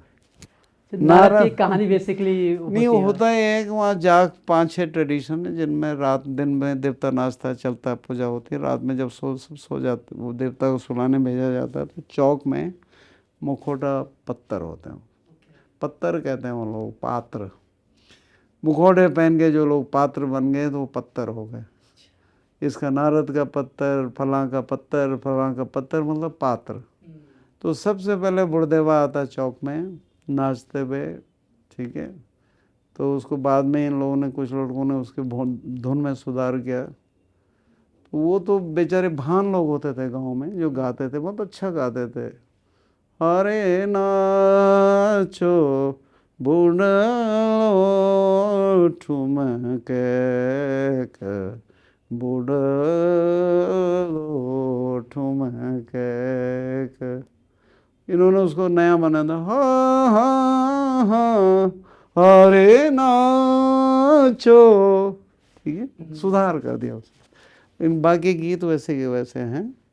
तो वो आके कहता है बुढ़देवा तुम कहाँ से आए, क्या है, बहुत सारी चीज़ें करता है वो बुढ़देवा, वहाँ पे दिशा बताता है, मैं कहाँ से आया, क्यों आया, थोड़ा बहुत मजाक करता है, मजाक, ह्यूमरस कैरेक्टर।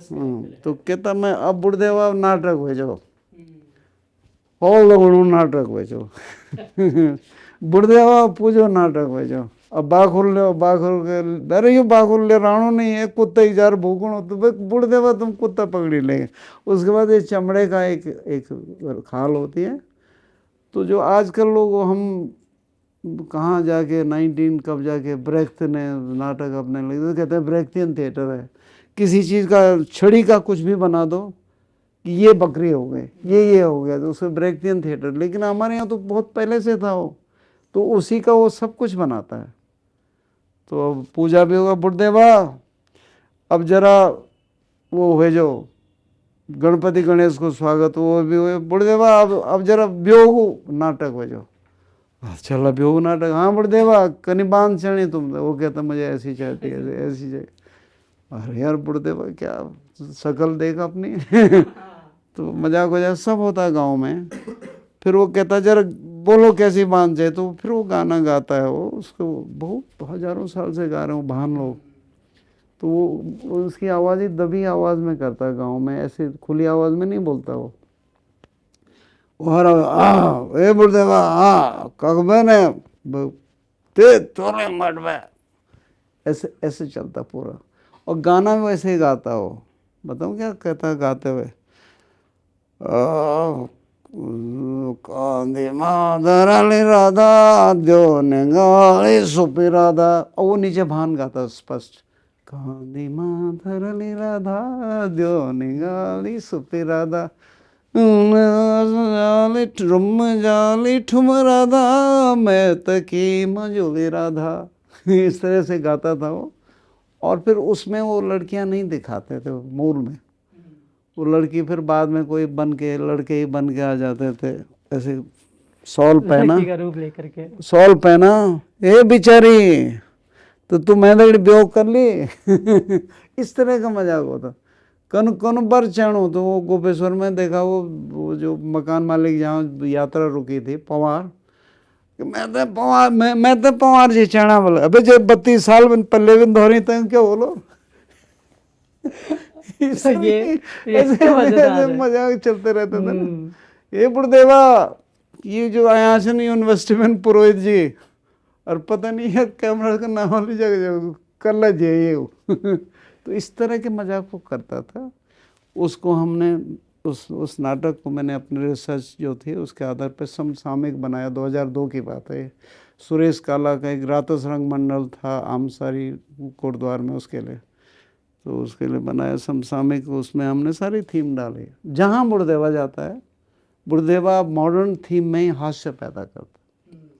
पौड़ी में आपने देखा नयन सिंह नेगी बैठे थे, ये बुढ़देवा नेगी जी भी बैठे हैं जनमल, हमारे नेगी जी पूरे उत्तराखंड के सम्राट हैं, दिलों के सम्राट, बहुत बढ़िया गाते हैं, क्या कविता क्या है। पर एक बात ज्वल साहब, हर समय गुस्सा किले रहा अरे नेगी जी के सामने, हाँ नेगी जी बैठे सामने तो ये मतलब ये मजाक हंसी मजाक मस्ती एक तरह से। बल बी मोहन नेगी भी बैठा छन बल यार, बी मोहन नेगी बहुत महान चित्रकार छन बल, मैंने सोने बल पर ये जो सब कुछ ठीक बोलो, पर ये देखने बोल जन अभी बढ़ांग में बची है बोलो। तो ये बुढ़देवा का ये पूरा बुढ़देवा पहले अपने पे, मुझ पे ही पहले खुद से शुरू करेगा, खुद से। मैं कहता हूँ अरे कैन बुलाए बल पुरोहित, पुरोहितन बुलाए बल, अरे ढंग से बोल से प्रोफेसर चिन वाली यूनिवर्सिटी में प्रोफेसर, मैं तो खचरे जन देखन बल खुद ही बोलना अपने लिए, खचरे जन देखन बल। और कभी कभी बहुत बढ़िया कपड़ा पहले बल तो PWD वर्क एजेंट जन देखन बल, तो तू चल बल तू बनो प्रोफेसर, तो छो प्रोफेसर ये बहुत बढ़िया है, बहुत बढ़िया है। सर राधा गीत की हम बात कर रहे हैं क्योंकि अब वैसे तो आपने बता दिया उसका कॉन्टेक्स्ट क्या है, पर इसका संकलन आपने किया है मैंने क्योंकि किया था उनसे सर। पहले संजय पांडे जो है इस संजय गीत पांडे ने को मुझसे लेके लेके गाया, गया, उन्होंने गाया गाया, उसने। बाकायदा आपको मेरे दिया है, साथ क्रेडिट काम दिया। करता था ना, जी गाया जी जी उसने। जी। हाँ। तो सर ये राधा गीत कैसे, मतलब क्या ये लोक में था या कहीं लिखा गया उसके बाद कहीं डाला गया? नहीं लिखा गया, वो भान गाता था, पुरदेवा गाता था। अच्छा। और उन भान लोगों की परंपरा है, वो पुराने जमाने से उन्होंने लिखा होगा, उन्होंने उसकी धुन बनाई। किसी न मैंने लिखा ना किसी और ने लिखा। आपने सिर्फ संकलन किया उसका मैंने और संकलन किया था, उसका स्टेज में इस्तेमाल कर दिया, तो वहीं से तो इन लोगों को पता चला यस यस कि भाई ये ऐसा भी कोई गाना है। सही बात है सर। सर पांडवास की बात हो रही है और आपके गानों की बात हो रही है। उन्होंने मेरे एक गाना और यूज किया था, मेरा नाम लिखा था उन्होंने उसमें। जी। मैंने एक नाटक लिखा था, देहरी देहरी फूल, यस, फुलारी, फुलदेही पे फुलारी Yes, पे yes. लिखा था। तो उन्होंने एक कैसेट बनाया, एक नेगी जी का गाना गाया, एक मेरा गाया, तो उन्होंने मुझे एक्नॉलेज किया था उसमें। फुलारी गीत तो आपका मैंने ही लिखा हुआ है। वो गीत मैंने लिखा था, चला फुलारी फूलों को सौदा सौदा फूल हाँ, बना। ये किसी को पता नहीं है सर, मैं बता दूं आपको। नहीं नहीं, मैंने लिखा था। फुलारी गीत आपने लिखा हुआ है और इतना फेमस है वो, आज भी मतलब आप नेशनल लेवल, इंटरनेशनल लेवल पे चले जाएं, लोग आज उस गाने से अपने पहाड़ को याद करते हैं। अब लोग तो एक वो एक एक्नॉलेज नहीं करते ना, वही इम्पोर्टेंट होता है। अब ये ऐसा कहता हूँ, चला फुलारी वो मैंने नाटक के लिए लिखा था, वो सुवर्ण रावत आया था हमारे यहाँ, जी। उसके लिए मैंने देहरी देहरी फूल एक नाटक लिखा था, फूलदेही का पूरा वर्णन किया था क्या है उसमें, चला फुलारी। और फिर लकीली 2-3 साल पहले नेगी जी की बहू है जो अंजलि नेगी, कैलाश की मिसेस, जी जी। उसको मैंने वो स्क्रिप्ट दी और उसने कॉन्वेंट स्कूल में वो पूरा नाटक तैयार किया, उसके आधार पर ये चला फुलारी फूल वो सब था उसमें। और ये गाना सर आज तो ट्रेडमार्क बन चुका है, अच्छी पहाड़ को बात याद है, बन करने गया, का। पहाड़ का बन गया मेरा, मैंने क्या करना उसका। सर जब पांडवास के साथ एक और गीत आता है, सदैई रंचना, का, सदैई का। रंचना नहीं, वो सदैई का गीत। अच्छा, सदैई का गीत है सर। पहले तो सदैई के बारे में बताइए और फिर सदैई ये में रंचना कैसे उसमें आती मैं है? आपको बताऊँ, रंचना तो ऐसे नाम दे दिया। सदैई जो था हमारे पहाड़ों में, चैत के महीने जो हमारे ढोली लोग जाते थे ना घर घर में, वो गीत गाते थे, बहुत सारे गाते थे। वो प्रभात का वर्णन करते थे, चिड़ियों का वर्णन करते थे, वो रामा पिरमी का गीत गाते थे, वो सदैई का गीत गाते थे, हिरण्यकश्यप का गीत गाते थे, बहुत सारे गीत गाते थे, सब महीने भर गाते थे चैत के महीने, और लोग उसके बदले उनको अनाज देते थे। उसके साथ साथ जो बेड़ा जाति के लोग थे वो भी गाते थे, घर घर जाके इन गीतों को पूरा गाते थे। मोजो चल भोला बलराम मैं मोरू लवे जोला, ऐसे बहुत सारे गीत गाते थे। और उसके अलावा भी गाते कि ए पीर बोल, ये तो उसमें बाजूबंद में गाते थे। लेकिन रामी पिरमा का गीत गाते थे, हरिश्चंद्र का गीत गाते थे, हिरण्यकश्यप का गीत गाते थे, ठीक है। और उसका वो क्या नाम है उसके, वो जो थ्योली का गीत गाते हैं, तो उसको एक स्टाइल था उनका गाना, राजा धाम देव की जर में फ्योली रौतेली, ठीक है। तो इस उसका उनका गाने का एक स्टाइल था बहुत बढ़िया। वही जब यूनिवर्सिटी में हमारा विभाग खुला तो उसमें मैंने ढोल वालों को और 15 लोगों को, ढोल वालों को और 15 कुल मिला के बेड़ा लोगों को विजिटिंग प्रोफेसर नॉमिनेट कराया। उसमें शिवचरण और बच्चन देई प्रमुख थे, वो बहुत बढ़िया गाते थे। वो आए हमारे विभाग में, उन्होंने होली भी सिखाई, उन्होंने चैती भी सिखाई, उन्होंने राधाखंडी भी सिखाई। तो जब ये चैती सिखा रहे थे तो ये भी, ये पांडवास वाला बड़ा लड़का, उन्होंने अपना क्या नाम, ईशान भी विद्यार्थी था उस समय, तो वो भी कोई इंटरेस्ट नहीं लेता था उसमें। कहता अंकल आप क्या करा रहे हैं। संजय पांडे भी वो था, पढ़ाने वाला था, लेकिन वो भी चलो जो कर चलो। लेकिन उसकी पत्नी लता बहुत इंटरेस्ट लेते थे, और ये महेंद्र पवार। तो इन गानों की धुन इन दोनों ने पकड़ी, किसने, लता ने और महेंद्र ने, क्यों बड़ी कठिन धुन थी, इतनी आसान नहीं थी सदैई की धुन।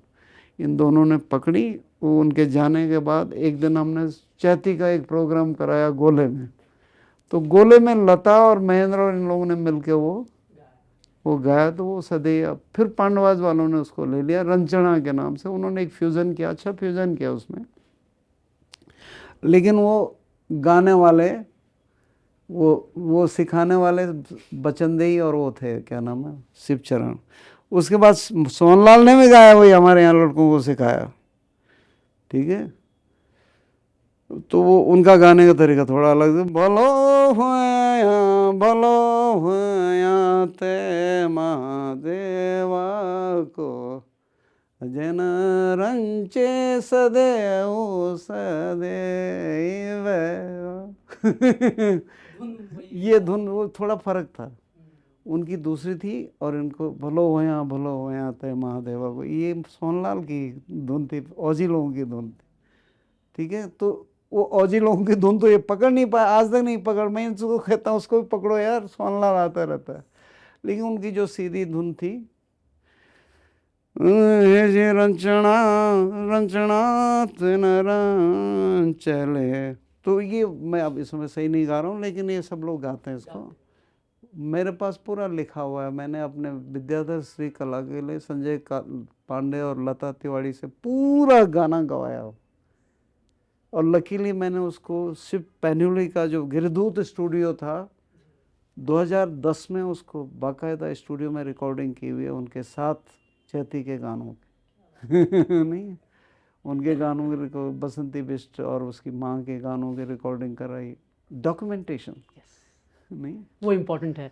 सर सदैई की हम बात कर रहे हैं, चैती की आपने बात की, एक सदैई तारादत्त गैरोला ने जी ने भी लिखी है, तो दोनों फर्क क्या है सर? फर्क यह है, तारादत्त गैरोला जी ने कविता लिखी, ओके, वो संस्कृत के छंदों पे उन्होंने सदैई कहा था, तो उन्हीं लोगों से लिए उन्होंने औजी लोगों से, बेड़ा लोगों से, लेकिन उन्होंने एक बहुत बढ़िया काव्य बनाया, उसका सदैई काव्य बनाया। उसका जो सदैई का भाई है वो बड़ा, उसको बड़ा पराक्रमी दिखाया, उसमें बड़ा चमत्कारी दिखाया। वो अपने बहन को मिलने गया, सिलंग की डाली के पास बैठा ठीक है। तो सदैई एक जागृत स्वप्न करके उनकी एक कविता काव्य, छोटा लघु काव्य है, और उसको ये लड़कियां क्या है, ये कुकरेती सिस्टर्स, हाँ उपरेती सिस्टर्स गा रहे हैं, बड़ा अच्छा काम कर रहे हैं। ये भी एक काम होना चाहिए। हमारे जो पुराने कवि थे जो बहुत बढ़िया गायक थे, जैसे सुयाल जी थे, क्या नाम है उनका, नाम बोल रहा हूँ, वहीं के टिहरी के थे, बहुत बढ़िया कविताएं लिखी, गेय कविताएं लिखी उन्होंने। अब नहीं हो ये सूखा गढ़वाल कश्मीर बना, सैलानी जी, उन्होंने बहुत बढ़िया गेय कविताएं लिखी थी। तो ये लोग छोटे छोटे शादी के डीजे पे बजने वाले गीत ज़्यादा बना रहे हैं हमारे आर्टिस्ट। पता नहीं क्या पागलपन, वो सोचेंगे हम शादी के डीजे में बनेंगे, हम वायरल हो जाएंगे। ये दिक्कत है सर, मतलब ये हमने कई सिंगर्स को पूछा, इसका एक रीज़न ये बताया जाता है क्योंकि पब्लिक जो है, आज की ऑडियंस जो है, वो वैसे गाने पसंद कर रही है, और हमारे पास इतने पैसे हैं नहीं कि हम कोई सीरियस गाना बनाएं, फिर वो चले ना तो हमारा नुकसान हो जाए। तो सर आप क्या देखते हैं, ये जो लोग बदल रहे हैं, ये काम है हमारा जी, centre for folk performing arts and culture, इसीलिए बनाया गया। आप इसमें ये मत सोचे फास्ट क्या है स्लो क्या है, जो जितना स्लो है, चाहे स्लो है, उसको गाइए। नौटी के जो गायकी है उसकी, नंदा देवी के गानों की बहुत स्लो है वो, ठीक है।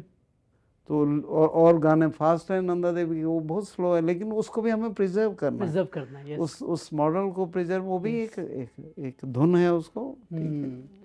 और वो आपकी ट्रेडिशन से वो धुनें आती है, तो उनको बचाना ज़्यादा जरूरी है। के को दोष बहुत स्लो गाते हैं, जबकि बधान में और जगहों में फास्ट गाते हैं। हमारी रिसा सौमा के गो दोष हुए। बहुत खूब। तो इस तरह की परंपराएं हैं जिनको आपने सहेजने का काम किया है। सर आपने अभी एक सेंटर फॉर फोक आर्ट्स का जिक्र किया, गढ़वाल यूनिवर्सिटी में आपने ही उसको शुरू किया, मैंने उसको, और एक स्ट्रगल फेज भी आपने उसमें देखा कि बहुत आपने सरकारी ऑफिसों के चक्कर काटे 3 साल तक। सर उसके बारे में बताइए कि लेकिन उसमें मैं लकी था, जब वो प्रपोजल ऐसा हुआ कि बहुत, हमारी यूनिवर्सिटी में एक नैक टीम आती है, नैक टीम आती है, तो हर एक से कहता है आपने क्या रिसर्च किया, क्या, तो बहुत सारे लोगों ने फोक रिसर्चेस उनके सामने रखे। तो उन्होंने फिर वीसी को एक रिकमेंडेशन लिखी कि यहाँ गढ़वाल यूनिवर्सिटी में यहाँ की फोक कल्चर एंड आर्ट्स का एक अलग डिपार्टमेंट होना चाहिए। तो एन नटराजन उस समय वाइस चांसलर थे, उन्होंने कहा यार कौन करेगा, तो हमारे कई मित्र अच्छे सीनियर प्रोफेसर थे, उनका डी आर पुरोहित को दो ये काम, वो करता है ये काम। तो मैंने उसका प्रपोजल बना के, उन्होंने बहुत मदद की, वो फॉरवर्ड कराया हायर एजुकेशन, तब तो यही तो देहरादून था, वहाँ फॉरवर्ड, ये 2004 की बात है, ये फॉरवर्ड कराया, यहाँ प्रपोजल भेजा मैंने बना के। तो वो कहते थे तू जो कहेगा हम लिख देंगे उसमें। तो यहाँ प्रपोजल आया, उसके बाद वो चले गए, प्रोफेसर SP सिंह आए, उन्होंने बहुत मदद की उसमें।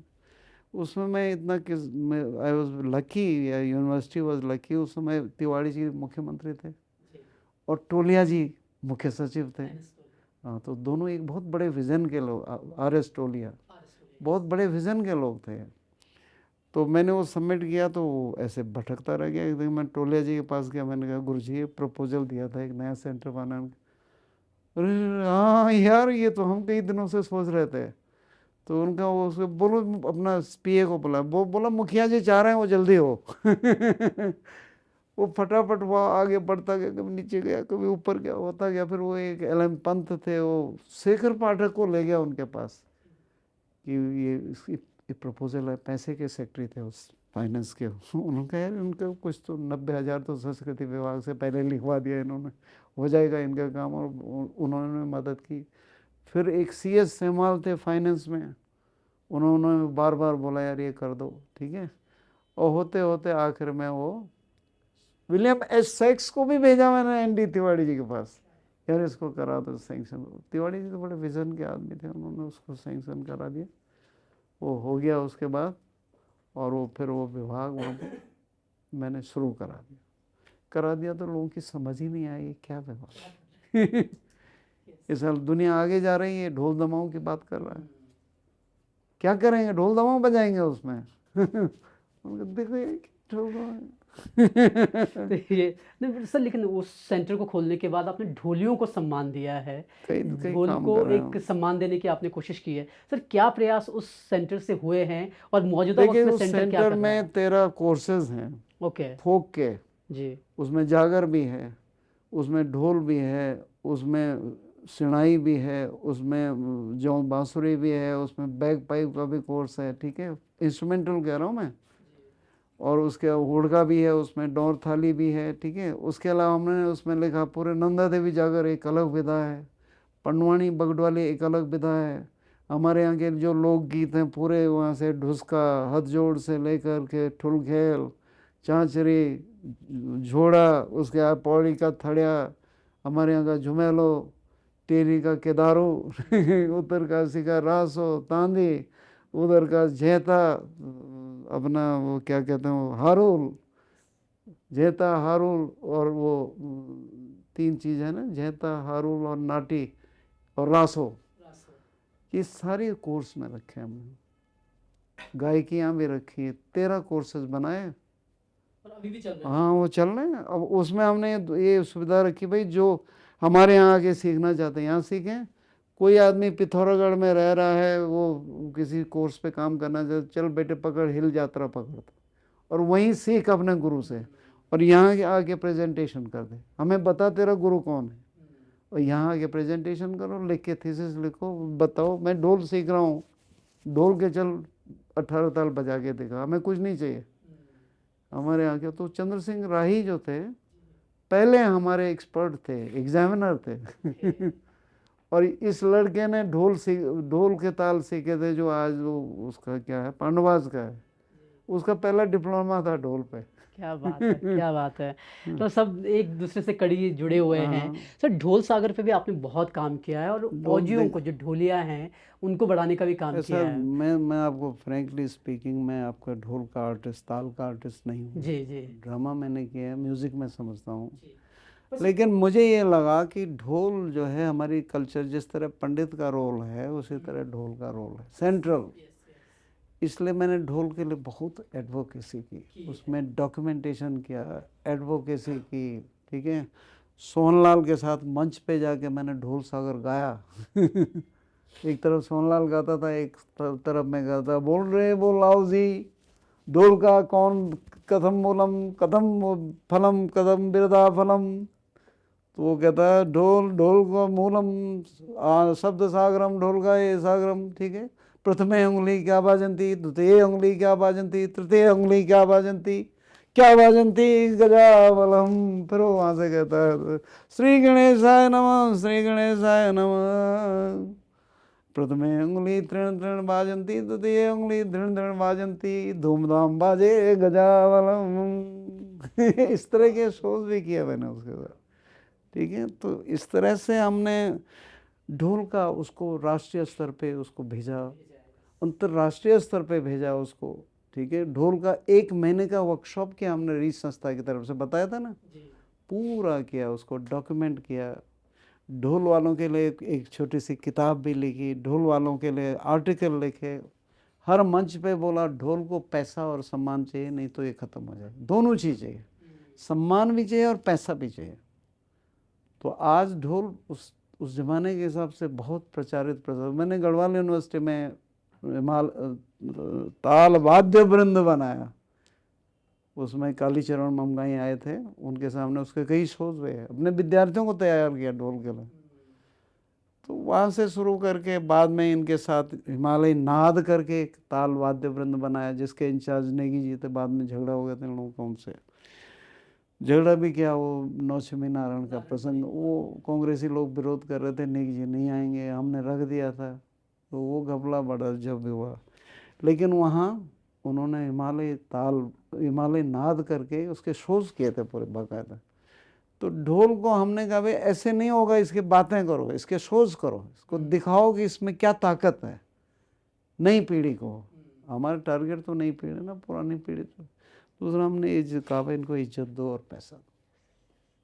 सर आज भी, लेकिन यही सवाल मैं आपसे रखना चाह रहा था कि आज जो है देसी बाजा हमारे गांव में पहुंच रहा है, उनको 10-12 हज़ार आप देने को तैयार हैं, पर ढोल को उसको हम विदेशी समझते हैं ना, हम सोचते हैं ब्रिटिश बैंड है, वो है नहीं, वो बिजनौरी बैंड है वो। ब्रिटिश बैंड है, वही बात है। हमारा एक कॉलोनियल माइंड सेट है। दूसरी चीज़ अच्छा समझना, अपनी चीज़ अच्छा नहीं समझना, ठीक है। एक ज़माने में गेहूं की रोटी अच्छी समझते थे, कोथों के नहीं समझते थे। एक ज़माने में बाहर के कपड़े को अच्छा समझते, त्योखा दोखा को कुछ नहीं समझते थे। नरम चे गरम चे बल पर गौजाणो शरम चे, दोखे के लेता ये, नरम चे गरम चे पर गौजाणो गौजाणो सर, एकदम सही कहा आपने। ये कई चीज़ें हैं ना, ये कॉलोनियल माइंडसेट हम लोगों का। इसकी वजह से जो अपने अंदर की चीज़ है, आप तो ढोल वालों की बात कर रहे हैं, पंडितों को लोगों ने एक ज़माने में गई पुड़ख्या बामण बोल, पुड़ख्या बामण के लड़कों को अपनी बेटी नहीं देते थे। दिल्ली में एक प्रसिद्ध धसमाना पंडित थे, बहुत संपन्न थे वो पंडिताई में। उन्होंने एक पहाड़ी किसी IAS लड़के को, पढ़ी लिखी लड़की थी, अपने लड़की के लिए बोला है मेरी लड़की शादी कर दो, मैं तुम्हें बहुत पैसा भी दूंगा। उसने रिजेक्ट कर दिया, पुड़ख्या बामण है बेटे। सर हम बात कर रहे थे कि जो ढोली हैं, जो हमारा ढोल है, उसके लिए क्या स्टेप्स हो सकते हैं जिससे इसकी संरक्षण किया जाए और पब्लिक जो है उसको स्वीकार करे कि भाई बिजनौरी ढोल से ज़्यादा अच्छा हमारा अपना ढोल है। नहीं, इसके लिए मेरा ये कहना है कि पहले जो किसी चीज़ को लोग एक्सेप्ट तब करते हैं ना जब उसकी रिचनेस हो। हमको हमारा प्रयास ये रहा है, ढोल को आप रिच बनाइए, ढोल को रिच ऐसे बनाए उसके तालों में, उसको आप इस प्रदेश का एक क्लासिकल चैनल खोलिए जिसमें सिर्फ ढोल के तालों पे चर्चा करें।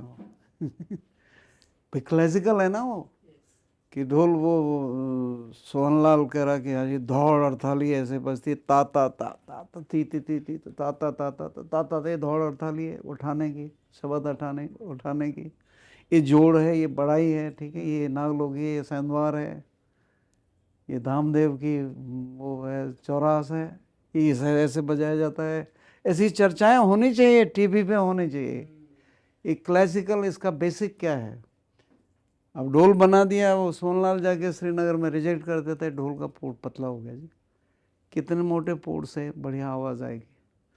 पोड़ किस किस चीज़ का लगे, देखिए हमारे यहाँ एक ज़माने में हिरन का पोड़ लगाते थे दाईं तरफ ढोल पे। अब ऐसा नहीं है हिरन नहीं मर रहे हैं, हिरन मर रहे हैं, उनकी खालें में। अब ये फॉरेस्ट विभाग वाले हम उन खालों को संरक्षित करके हमको दो ना, हम नहीं मारेंगे हिरन, लेकिन उन खाल जो तुम्हारे मरते हैं, तुम्हारे पास जो हिरन की खालें आती हैं उसके उसको दफना क्यों रहे हो, एक पॉलिसी बनाओ जो हिरन मर गया उसकी खाल निकाल करके उसको हम लोगों को हिरन की खाल दीजिए आप। हमारे दमाओं और हमारे नगाड़े के लिए वो जड़ाऊ की खाल दीजिए आप।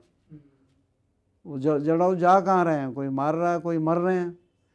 अब एक पॉलिसी बनाइए, वो हमको जड़ाऊ की खाल उपलब्ध कराइए। एक वो होना चाहिए, एक तो ढोल का बढ़िया सा यंत्र हो, बड़ा सजा हुआ हो, अच्छा बज रहा हो। जो ढोली है उसके लिए हमने कोशिश कई बार कस्ट्यूम डिज़ाइनिंग की है हमने। जो हिमालयी नाद बनाया था वो प्रेम मोहन डोभाल ने तो बहुत ही खूबसूरत डिज़ाइन बनाया था कस्ट्यूम का उनके लिए। वो बिल्कुल दिखने चाहिए ना राजकुमार जैसे ढोल वाला जब आ रहा है, वो जो वैल्यू उनकी बढ़ेगी, वो उसकी वैल्यू बढ़ेगी। उसको हर एक आदमी फिर ये नहीं कहेगा इधर आवे, इधर कैसे करेगा, उसका एक स्टेटस है। ठीक है।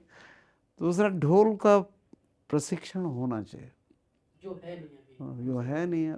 देहरादून में वो कह तो रहा अपना प्रीतम भरतवान भाई कि मैं ढोल का प्रशिक्षण शुरू करूंगा, अभी तो हुआ नहीं कुछ।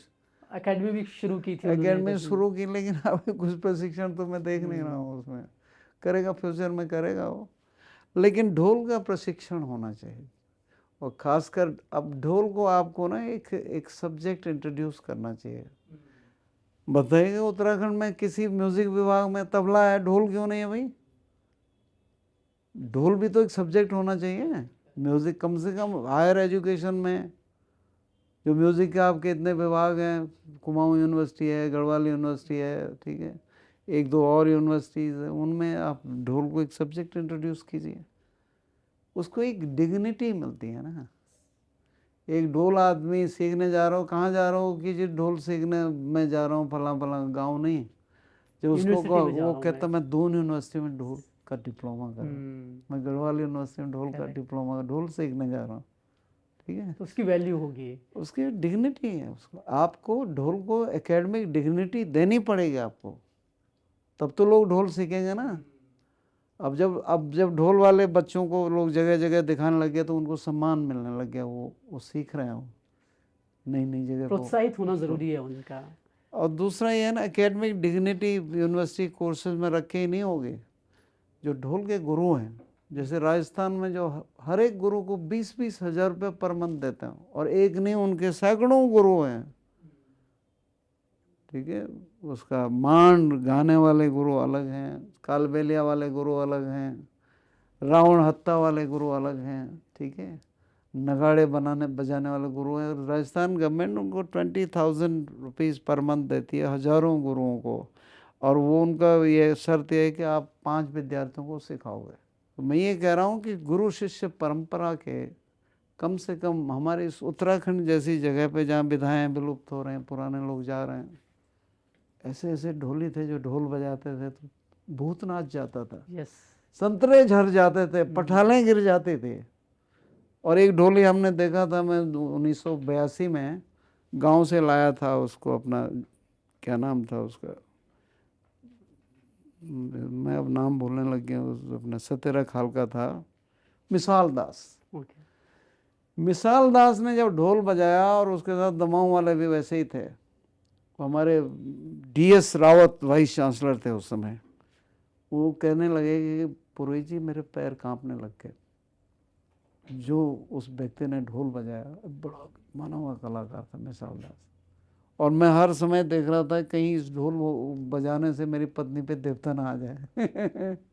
उन पे देवी आती थी ना, क्योंकि मैं वो एक तरफ इधर देख रहा था, इतना भयंकर ढोल बज रहा था। तो ऐसे ढोल बजाने वाले, उसकी बारीकियां जानने वाले गुरु धीरे धीरे विलुप्त हो रहे हैं। एक शिवजनी है, मैं आपको आपके चैनल में कहता हूँ, शिवजनी है वहाँ पे अखोड़ी में, बहुत बढ़िया 90 ईयर्स ढोल के कलाकार हैं। उनको आज तक वो लोकल लोगों ने एक पुरस्कार दिया, मैंने उनका नाम भेजा था संगीत नाटक अकादमी दिल्ली में पुरस्कार के लिए। वो उन्होंने पता नहीं क्या सोचा होगा, पूछते तो है नहीं, कागज़ देखा, मुझे पूछते तो मैं उनको बताता क्या चीज़ है वो। उस व्यक्ति को आज तक हमने सम्मानित नहीं किया ढंग से। जब उनको सम्मान नहीं मिलेगा तो आपकी पीढ़ी को कैसे बताएंगे? पीढ़ी को कैसे बताएंगे? शिवजनी को तो सर्वोच्च पुरस्कार मिलना चाहिए था, उसको नहीं है। मैंने बड़ी मुश्किल से उसको अपनी यूनिवर्सिटी में सोनलाल जी को मानद उपाधि दिलवाई, बहुत जानकार आदमी नई पीढ़ी में, और उसका पॉइंट एक स्ट्रेटेजिक थे कि जवान आदमी जो अभी परफॉर्म कर रहा है उसको दिया जाए। तो हमारी यूनिवर्सिटी ने भी यही कहा, मैं वृद्ध लोगों के भी नाम बोले उनको नहीं, जो जवान कर रहा है। तो पुराने लोग बहुत बारीकियां जानते थे उसमें, भाई बहुत फर्क पड़ता है। अब लाकुड़ कैसे पकड़ रहे हैं उससे भी ढोल की आवाज़ में फर्क पड़ जाएगा। ठीक है, आप बाएं हाथ से कैसे बजा रहे हैं उसको, चांद जो पूड़ है बीच में बजा रहे हैं क्या साउंड निकलेगी, इस साइड में बजाओ क्या निकलेगी, इस साइड में बजाओ क्या निकलेगी। ढोल बजाते समय लाकुड़ के भी कई तरीके हैं, तो एक दबा हुआ लगाते हैं, एक खुला हुआ लगाते हैं, एक उंगली से बजाते हैं, एक घुटने से बजाते हैं, नहीं है उसकी बारीकियां हैं, नहीं है? बारीकियां हैं सर। जब ढोल की आप बात कर रहे हो तो एक एक परंपरा जो मैंने कभी देखी नहीं है, प्रीतम वर्तमान उसको अक्सर स्टेजेस पे करते हैं, पैंसारा। दो ढोल जो है आपस में पैसारा देखिए, पैसारा जो प्रीतम वर्धमान जी का मैंने भी देखा था चार धाम में। अब कोशिश तो की, लेकिन पैसारे का ताल ही दूसरा होता है। पैसारा ऐसा होता था हमारे गांव में कि जैसे शादी में दोनों तरफ के बारातें आई, उनके ढोली आए, तो फिर क्या करते थे, दो ढोल वाले ढोल पकड़ करके नृत्य करते थे। ठीक है, एक दमाऊ वाला नीचे बैठ के बजाता था, अकेला दमाऊ वाला, तो उसका एक खास ताल था, वो चलने का ताल था, जिसको वो उसके सेंधवार जैसा ताल था, वो ताल बजाता था। और ये चलते चलते ढोल को कभी सर पे रखा, कभी यूँ रखा, पहले नमस्कार किया एक दूसरे को। तो पैसारा नृत्य होता था चौक में। ठीक है, तो हमने हिमालयी नाद में पैसारा भी करवाया था, और बाकायदा पैसारा जानने वाले पुराने लोग थे। अनाम दास थे, अपने अगस्मनी के पास के थे, ब्रह्मखाल के थे, क्या मंगलदास जी थे, पुराने जानकार थे, उनको बुलाया था। ठीक है, और उन्हीं सिनाम दास थे, और ये मंगल दास थे यहाँ के। हमने उसके ढोल वाला बुलाया था मदन लाल जी हनोल के। ऐसे ऐसे पुराने पुराने लोग मंगाए थे, तो उन्होंने पैसारा उन लोगों ने बताया था, और इन नए जवान लड़कों ने वो पैसारा किया था। तो पैसारा नृत्य होता था। और पैसारा नृत्य जो है उसमें भी पैसारा होता था, कोई बड़ा आदमी मरता था, जैसे मेरे ख्याल से रवाई घाटी में रवाई शायद घाटी में थोड़ा बहुत होता है, अभी भी है, वो जौनसार में भी है। तो पैसारा जो उनकी डोली जैसे बनाते हैं डेड बॉडी की, खटुल नहीं बनाना, डोली जैसे बनाते हैं, और उसके चारों तरफ जो नृत्य होता है उसको भी पैसारा कहते हैं। तो मरने का भी एक उत्सव ढोल जो है मरना आपको वहाँ पर मरना भी मृत्यु एक उत्सव है, सेलिब्रेशन है, सेलिब्रेटिंग डेथ। नहीं है, तो मृत्यु को सेलिब्रेट किया जाता है। अब हम उसको प्रत्यक्ष रूप में नहीं दिखाते हैं, लेकिन मृत्यु भोज क्या है, it is also a celebration. प्रत्यक्ष नहीं दिखाता। हमारे यहाँ जो बूढ़े 80 साल के ऊपर के हो गए, उनको एक डोली बना करके, चश्मा पहन के, हाथ पे गीता पकड़ा करके ढोल बजाते हुए ले जाते थे। जितना बड़ा आदमी होता था उतने ले जाते थे। और वहाँ तो कोई बड़ा आदमी मर गया, 10 ढोल आ गए, 20 आ गए, 30 आ गए, और 30 ढोल बजाते, पैसारा करते, बीच में रख के पैसारा करते रास्ते में। इसके हमने एक वीडियो भी देखी थी, वो आई थी। खैर सर, अब थोड़ा सा आप टाइम थोड़ा कम है आपके पास, हम जल्दी इसको रैप अप करेंगे। लेकिन आप जब एज अ प्रोफेसर, जब आप इसकी नॉलेज आपके पास आई, तो आप कई यूनिवर्सिटीज़ में गए, देश की ही नहीं, आप हेडलबर्ग यूनिवर्सिटी गए जर्मनी में, अमेरिका में भी गया। हाइडलबर्ग गया मैं, हैम्बर्ग यूनिवर्सिटी गया, ट्यूबिंगन यूनिवर्सिटी गया, सर वहाँ पे मार्बर्ग यूनिवर्सिटी गया, कोलोन यूनिवर्सिटी गया। अमेरिका में कम से कम 6-7 यूनिवर्सिटीज़ आप गए हैं, 6 यूनिवर्सिटीज़ गए हैं। अब जर्मनी में आपकी शुरुआत हुई है जाने से। तो सर ये एक, आपको जब वहाँ आप जाते तो ढोल वाला प्रोफेसर आपको बुलाया जाता था, और किस तरह आप हमारे उत्तराखंड की कला को लेकर के वहाँ के लोगों का क्या विचार, क्या सोचना होता है? ऐसे ढोल वालों में ये कहता था, इसका ढोल का फंक्शन क्या है, कितना सेंट्रल है यहाँ की कम्युनिटी लाइफ के लिए ढोल, और इसकी रिचनेस। ऐसा नहीं ढोल सब कोई भी चीज़। अब जैसे हमारे यहाँ मांदल भी होता है, एक छोटा ढोल, उसको गायन वायन में बजाया जाता था, लेकिन उसकी आर्टिस्टिक, उसका जो कैलिबर है, कम्युनिकेशन उतना नहीं है। लेकिन ढोल और दमाऊ के साथ, जैसे कुछ लोग नगाड़ा भी कहते हैं, उसका कम्युनिकेशन गजब का है। ठीक है, उसकी वैल्यू है ना, ये उस एस्थेटिक वैल्यू है, आर्टिस्टिक वैल्यू है, इसलिए उसकी ताकत ही वही है। और हम ये कहते हैं पहले ढोल की उसी ताकत का इस्तेमाल कीजिए आप। जो किसी को भी नचा सकता है, ठीक है। ऐसा नहीं है, वो ऐसे ढोल वाले होते थे जो बिना देवता के भी नाच जाते थे लोग। तो अब जो देवता अवतरण होते हैं ऐसे थोड़ी नहीं होते हैं वो ढोल का जो म्यूज़िक है ना, ढोल का जो म्यूज़िक है उसके बिना आप यहाँ की कल्चर की कल्पना नहीं कर सकते। अंदर से पंडित मंत्र पढ़ रहा है, बाहर से ढोल बज रहा है। तो हमें तो बचपन की याद थी, कहते थे यार वो जो है पंडित जी आगे सब पूजा शुरू करो, उनका भी तो ढोल आया ही नहीं। बिना ढोल के शादी कैसे होगी यार अकल्पनीय था बिना ढोल के शादी हो रही है ना। तो उसकी हमारे समाज में इंटीग्रेटेड था, वो सब कुछ था। लेकिन बीच में हमारी अर्थव्यवस्था बदली सारी, कोई जंगलात चला गया, कोई आर्मी चला गया, नौकरी में चला गया, खेती बाड़ी छूट गई, ठीक है। तो ढोल की भी महत्ता कम हो गई। फिर लोगों ने कहा नहीं जी अब बिजनौरी बैंड बुलाओ बैंड है ही नहीं, वो अंग्रेजी बैंड है ही नहीं, उसका कोई भी ताल अंग्रेजी नहीं है। हो वही रहा है सर कि ढोल को और हम गाना कहीं अब दरकिनार मैं कर रहे हैं। सैक्सोफोन में वही गा रहे हैं कि ब्योटू पाको 12 मासो हो वही रहा है, हो वही रहा है सर। ये जो आपका जो इंटरनेशनल टूर रहा, इसमें आपके कुछ ऐसे मैंने लोग ढोल, आप ढोल पूछ रहे थे ना, जी जी जी तो dhol is a medium of communication between humans and gods, ये करके मैंने ट्यूबिंगन यूनिवर्सिटी में इसका लेक्चर दिया था। और एक महिला थी, राजस्थानी थी, कोई जोशी थी, वो प्रोफेसर थी वहाँ।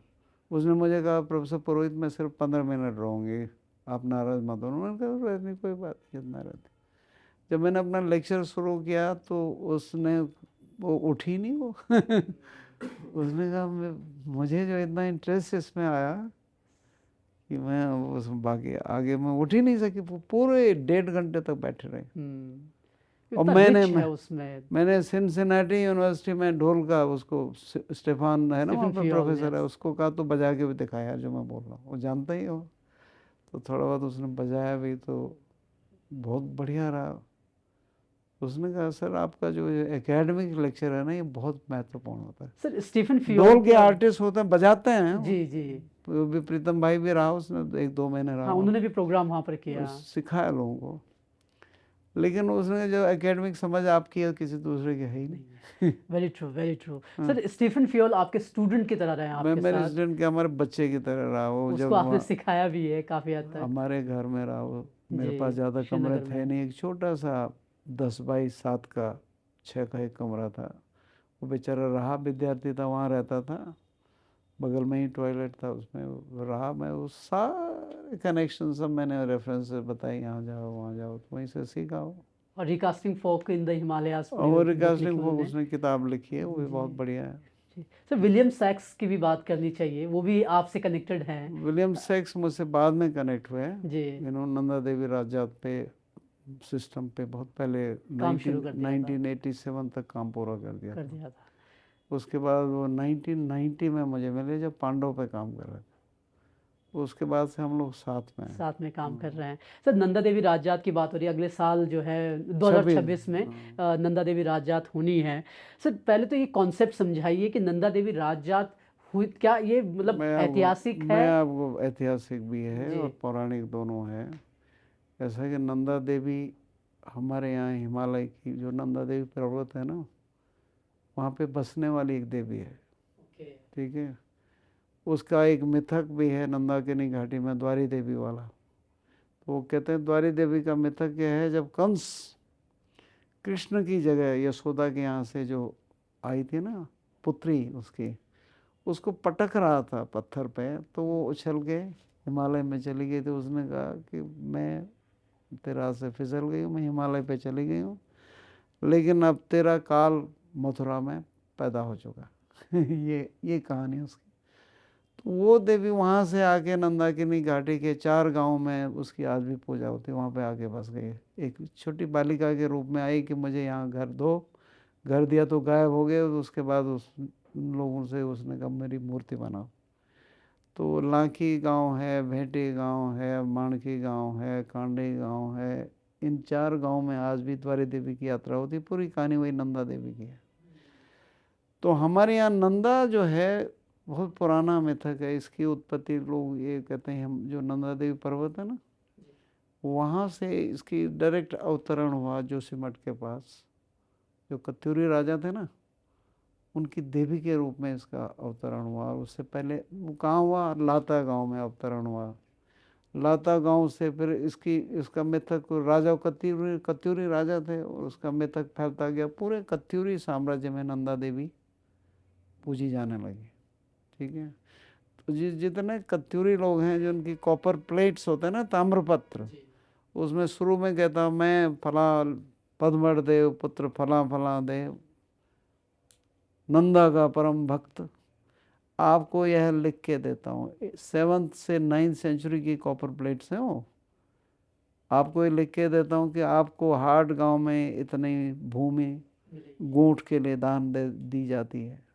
ठीक है, ऐसे ताम्रपत्र लिखे हुए मिले, पांडुकेश्वर में मिले वो कत्यूरों के ताम्रपत्र हैं। सुभिक्ष राज देव के हैं, वासुदेव के हैं, पद्मठ देव के हैं, बहुत सारे ललित सूर देव के हैं।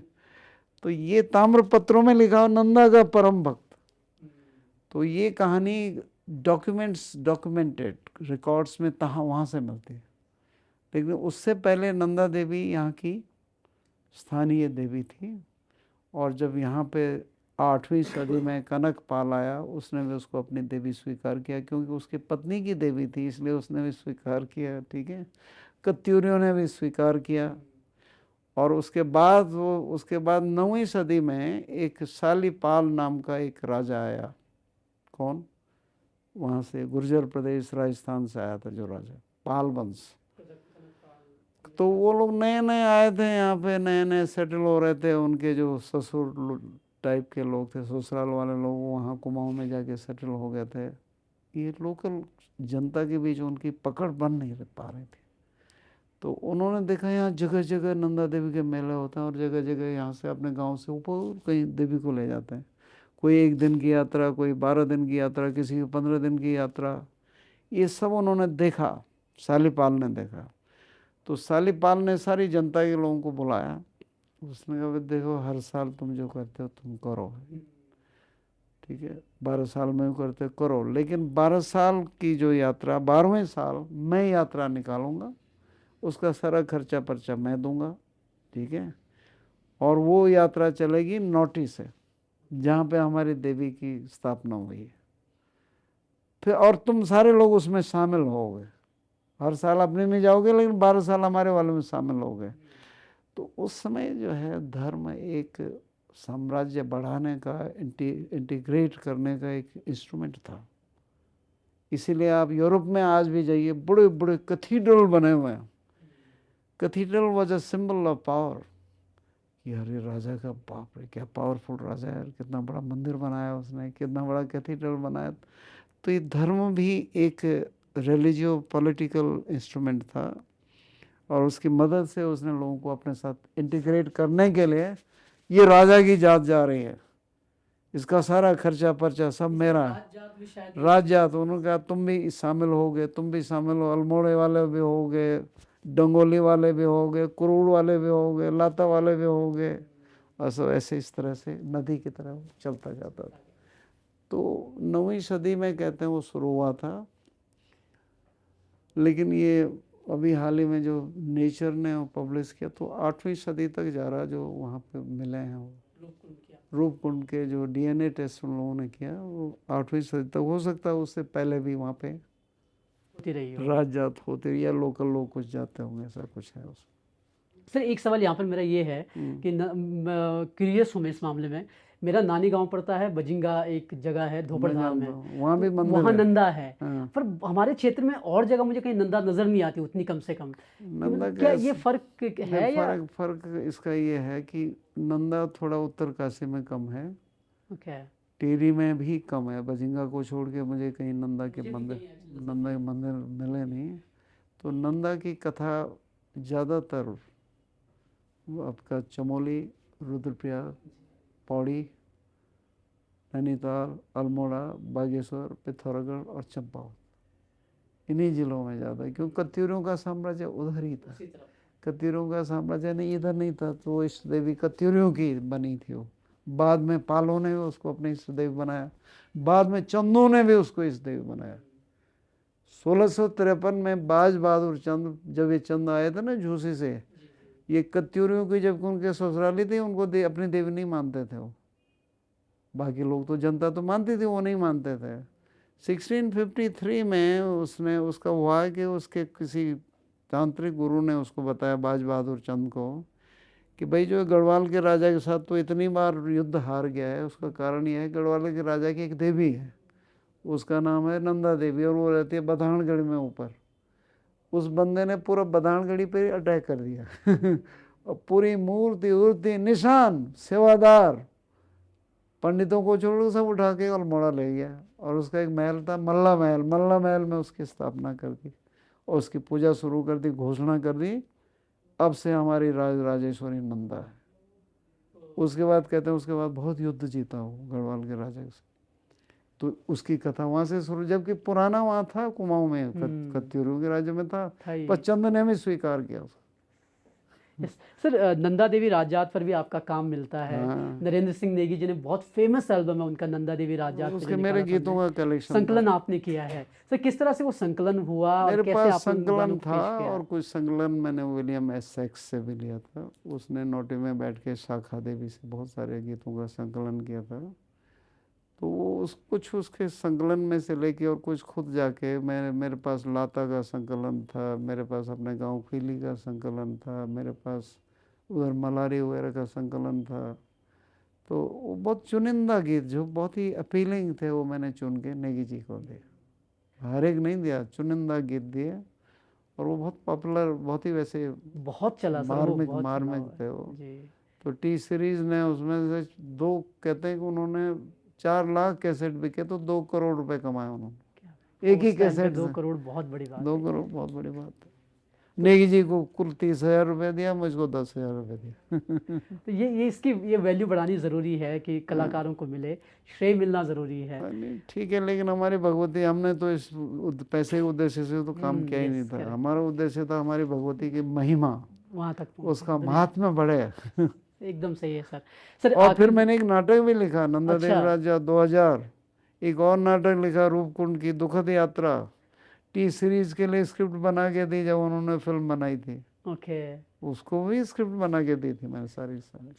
चलो, अब जब आपने, मैं आखिरी सवाल पूछने वाला था, लेकिन जब आपने रूपकुंड का जिक्र छेड़ ही दिया है सर, एक रहस्य है, कई पेपर्स आते हैं, रिवील हो गया, सीक्रेट हो गया, लेकिन वो वैसे ही है। देखिए क्या है सर, क्या उसका क्या मामला है? उन्होंने मधवाल जी के नाम से किसी ने वो किताब छाप दी, वो रेंजर थे वहाँ पे मधवाल जी।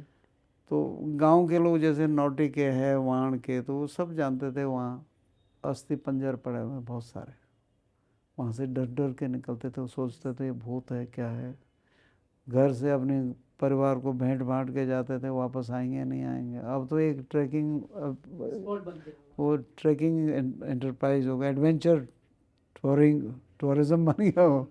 लेकिन उस ज़माने में लोग अपने घर को भेंट के जाते थे, इतना भयंकर है कि हम वापस आएंगे भी या नहीं आएंगे। तो वो जो है 1940s के आसपास, ये मधवाल जी जब उस एरिया में घूमने गए, कोई शौकीन आदमी रहे होंगे, ममीफाइड बॉडीज़ कहते हैं ना, जो बर्फ़ में ममीज बन गए, प्रिजर्व हो गए हों, वो दिखाई दिए। तो उन्होंने फिर अखबार में ये चीज़ छापी, अखबार में छापी, तो उसको बात बड़ी चली कि यार क्या है वो, कैसा है। उसके बाद जो है 1960s में स्वामी प्रणवानंद थे, एक बंगाली पोस्ट मास्टर थे, बड़े एंथ्रोपोलॉजिस्ट टाइप बन गए थे। वो गए, उन्होंने पूरे पूरी एंथ्रोपोलॉजिस्ट थे नहीं, साइंटिस्ट तो थे नहीं, उन्होंने सारी खच्चरों में लाद करके, खच्चर पकड़ करके नीचे ले आया, तो नीचे आया तो सारी बॉडीज गल गई। हड्डियाँ ही हड्डियाँ रह गई, कुछ और आइटम रह गए उनके पास जो उन्हें मिले थे। कोई गले का मिला, कोई हाथ का मिला, कोई चप्पल मिला, कोई कपड़ा मिला, बहुत सारी चीज़ें मिली। अब वो भगवान मालिक है, उन्होंने एक बार गढ़वाल यूनिवर्सिटी में उस अपने भुवन नौटियाल के पिताजी देवराम नौटियाल जी के पास 105 फाइलें हैं नंदा देवी। तो उन्होंने एक फ़ाइल में से मुझे दिखाया था, उन्होंने गढ़वाल यूनिवर्सिटी को प्रणवानंद ने चिट्ठी लिखी थी कि मेरे पास ये आइटम है वहाँ से संबंधित, इनको आप अपने म्यूज़ियम के लिए ले लीजिए। इन्होंने लिया नहीं। अब वो म्यूज़ियम, उनका आइटम कहाँ गए, क्या गए, जिस घर में बनारस से इलाहाबाद में जहाँ रहते थे, कहते हैं बाढ़ आई, वो जो स्क्रिप्ट भी उन्होंने नंदा देवी जाकर लिखे थे सब बह गए। तो ये जो है तब से शुरुआत, प्रणवानंद जी ने अखबार में एक अंग्रेजी में एक छापा, रूपकुंड मिस्ट्री अनसॉल्व्ड। ये रूपकुंड मिस्ट्री, हाँ अनसॉल्व ही लिखा था। तो लिखा ये थे लोग थे ऐसे, उन्होंने अपनी तरफ से लिखा। उसके बाद professor R.S. Negi anthropological survey of India में रिसर्चर थे कलकत्ता में। तो D.N. मजूमदार एंथ्रोपोलॉजी के प्रोफेसर थे लखनऊ यूनिवर्सिटी में, उन्होंने वहाँ से रिक्वेस्ट करके नेगी जी को वहाँ भिजवाया। तो नेगी जी वहाँ गए पूरा, तो उन्होंने उन बॉडीज से ब्लड सैंपल लिए और बहुत सारी चीज़ें ली उन्होंने। उन्होंने बाद में ये इस्टेब्लिश किया कि इनके ब्लड सैंपल्स उन लोगों से मिलते हैं जो आगरा के आसपास के लोग, कन्नौज का राजा कहते थे ना उसको, तो उसके आसपास के लोगों से ब्लड सैंपल्स मिलते हैं। उन्होंने उसमें रिसर्च की। उसके बाद उस पे रूपकुंड पे इसी ने लिखा अपने, विलियम एस सेक्स ने अपने 1991 की किताब जो उसकी छपी थी द माउंटेन गॉडेस, उसमें लिखा। उसके बाद फिर जो उसकी नेशनल ज्योग्राफी की टीम आई थी 2004-05 में, उसमें उन्होंने कुछ DNA एक्सप्लेन किए थे। उन्होंने कहा था ये 8वीं सदी के आसपास का या 9वीं सदी के आसपास। उससे पहले कार्बन डेटिंग हुई थी उनकी। कार्बन डेटिंग ने उसको 750 पुराना माना था कि जब ये DNA टेस्ट हुआ उन्होंने 1200 साल पुराना माना। तो इस तरह का उसमें रिसर्च होते रही। और मैं बता रहा था ना 2019 में नेचर कम्युनिकेशन नंबर 3670 जो छपा था, उसमें बहुत सारे विद्वानों ने रिसर्च की थी। उन्होंने कहा भाई यहाँ पे ऐसे ऐसे जो DNA मिला इस सेंचुरी का है। और उसमें बहुत सारे लोग थे, उसमें ग्रीक ओरिजिन के लोग भी थे, साउथ ईस्ट एशियन ओरिजिन के भी थे, मंगोलॉइड भी थे। तो मैंने एक अपना आर्कियोलॉजी के प्रोफेसर को वहीं पूछा था शिमला में, उसने ये जरूरी नहीं वो ग्रीक थे, हम लोगों में बहुत सारे लोगों में ग्रीक DNA मिलता है, साउथ ईस्ट एशियन का DNA भी मिलता है। तो इस तरह का उसमें बहुत बढ़िया वो पेपर उसमें छपा था। मिला। पर सर आखिरी सवाल जो है मैं आपसे रखना चाहूँगा, क्योंकि जो आजकल के लोक गायक हैं, आपने कई बड़े लोक गायकों के साथ काम किया है, चंद्र सिंह राय जी के साथ आप रहे हैं, बहुत काम किया। नेगीदा का दौर भी आप देख रहे हैं, प्रीतम बर्तवान को आप जर्मनी लेके गए, बहुत सारी चीज़ें हुई हैं। सर किस तरह से नेगीदा और राही जी और जो ये परंपरा सहेज रहे थे, कैसे वो अब नए गायकों तक अपलिफ्ट हो सकती है, और नए गायकों को क्या करने की ज़रूरत है कि हमारा लोक और फोक बचा रहे? देखिए नए गायकों में ऐसा है कि वो बेचारे अपने छोटे छोटे स्तर से अपना शुरू करते हैं, उनके पास रिसोर्सेज भी नहीं होते हैं, ठीक है, वो जो भी मिल जाए जो जो जो चल जाए इस तरह से वो गाना शुरू करते हैं। अब जब उनको प्रतिष्ठा भी मिल जाती है, पैसा भी आ जाता है, जैसे पवनदीप राजन नेशनल पे चला गया, उसको कोई मतलब नहीं है उसकी कबूतरी देवी, उसकी नानी क्या गाती थी क्या नहीं गाती थी, उसको ज़्यादा इंटरेस्ट नहीं रहा। और भी लोग हैं, अपना जो जुबिन नौटियाल है, एक आध वो जो कैच हिट कर दे, जो मिक्स करके वो गा लेता है। मैं नरेंद्र सिंह नेगी जी की एक विशेषता है कि उन्होंने जो उपलब्ध साहित्य था और अपनी जो बढ़िया बढ़िया कविताएं हैं उन्होंने लिखी, उनके गीतों के जो ताकत है ना उनकी कविताएं हैं ज़्यादा, मतलब एक बहुत ही जिसे कहते हैं ना वो एक उदात्त स्तर की जो कविताएं उन्होंने लिखी हैं, जो पैंचो लेगी यूंदो घाम रोड़ियों आए लौटाणो जो भी, तो इस स्तर का जो कविताएं उन्होंने लिखी हैं उससे उसका भी उनके गीतों पे असर है। आवाज़ तो है ही, म्यूज़िक तो है ही, लेकिन गीतों की स्तरीयता, शब्दावली अब गीतों की स्तरीयता है ही नहीं। जो भी नए पीढ़ी के बच्चे जो गा रहे हैं, इनको एक तो अपना रोज़ी रोटी के ले गए और एक लंबा एक प्रोजेक्ट लेके गए हैं। जो हमारी ये लड़की है हेमा करासी, अच्छा गाती है, उसने बल्कि वो आश्रयों के, नरसिंह के, कई जागर पंडवानी के बहुत गाए। एक लड़की और है वो पम्मी नवल, क्या पम्मी है नवल, यस, बहुत वो भी बढ़िया गा रही गाते है, हैं। उनके नहीं वो कुछ जागर पुराने काफ़ी भी अच्छा है। गाती हैं। लेकिन मैं ये कहता हूँ तुमको ऐसा भी प्रोजेक्ट बनाना चाहिए, कोई गायक सिर्फ नंदा देवी के ही पूरे, जैसे मुकेश ने रामायण गाई थी, नंदा देवी के ही पूरे गीत गाए, इस ऐसा प्रोजेक्ट भी बनाए ना। अब कमाने के लिए तो आप करते रहिए मंच के लिए नाचने थिरकने वाले गीत, लेकिन संस्कृति के लिए आपको वैसे गीत भी गाने चाहिए। हमने 2014 में एक गीत बनाया था, ये लोग जो यहाँ के जाते ना करोड़ की देवी, उनका एक मंत्र की तरह गाने का स्टाइल है। वहाँ शाम देवताओं पहुँचे गया जोगमांग, हे यहाँ चांद। अब ये भी एक बहुत ज़बरदस्त मंत्रात्मक गायकी है। अब इसको भी प्रिजर्व करना पड़ेगा, नई पीढ़ी तक पहुंचाना पड़ेगा। हमने गवाया था वो बधान के लड़कों से, तो हमारे कैसेट में बहुत लोगों ने उसको बहुत कम, कभी मैं डालता हूँ मीडिया में, बहुत कम लोगों ने पसंद किया। तो इन लोगों को दो काम करने चाहिए नई पीढ़ी वालों को। एक तो कविता अच्छी लिखें, दूसरा मंच के लिए अलग गाएं, और उनकी जो सांस्कृतिक धरोहर है अपने गांव के पास की उसको सहेजें, उसको भी सहेजें। एकदम सही कहा सर आपने। और इसी नोट पे जो है मैं बहुत बहुत शुक्रिया करूंगा आपका कि आपने इतना ज़्यादा समय हमें दिया और ढेर सारी बातें हमसे की, लोक को लेकर के, फोक को लेकर के। एंड इसी के साथ जो है मतलब ये चीज़ें हमारी दर्शकों तक भी पहुंचेगी, और उम्मीद करते हैं कि सरकारें और लोक कलाकार भी सुनेंगे कि इस पर काम करने की ज़रूरत है ना। तो ये थे हमारे साथ डॉक्टर DR पुरोहित जी, जिन्होंने लोक पर काम किया है, फोक पर काम किया है, वो हमने आप तक पहुंचाने की कोशिश की।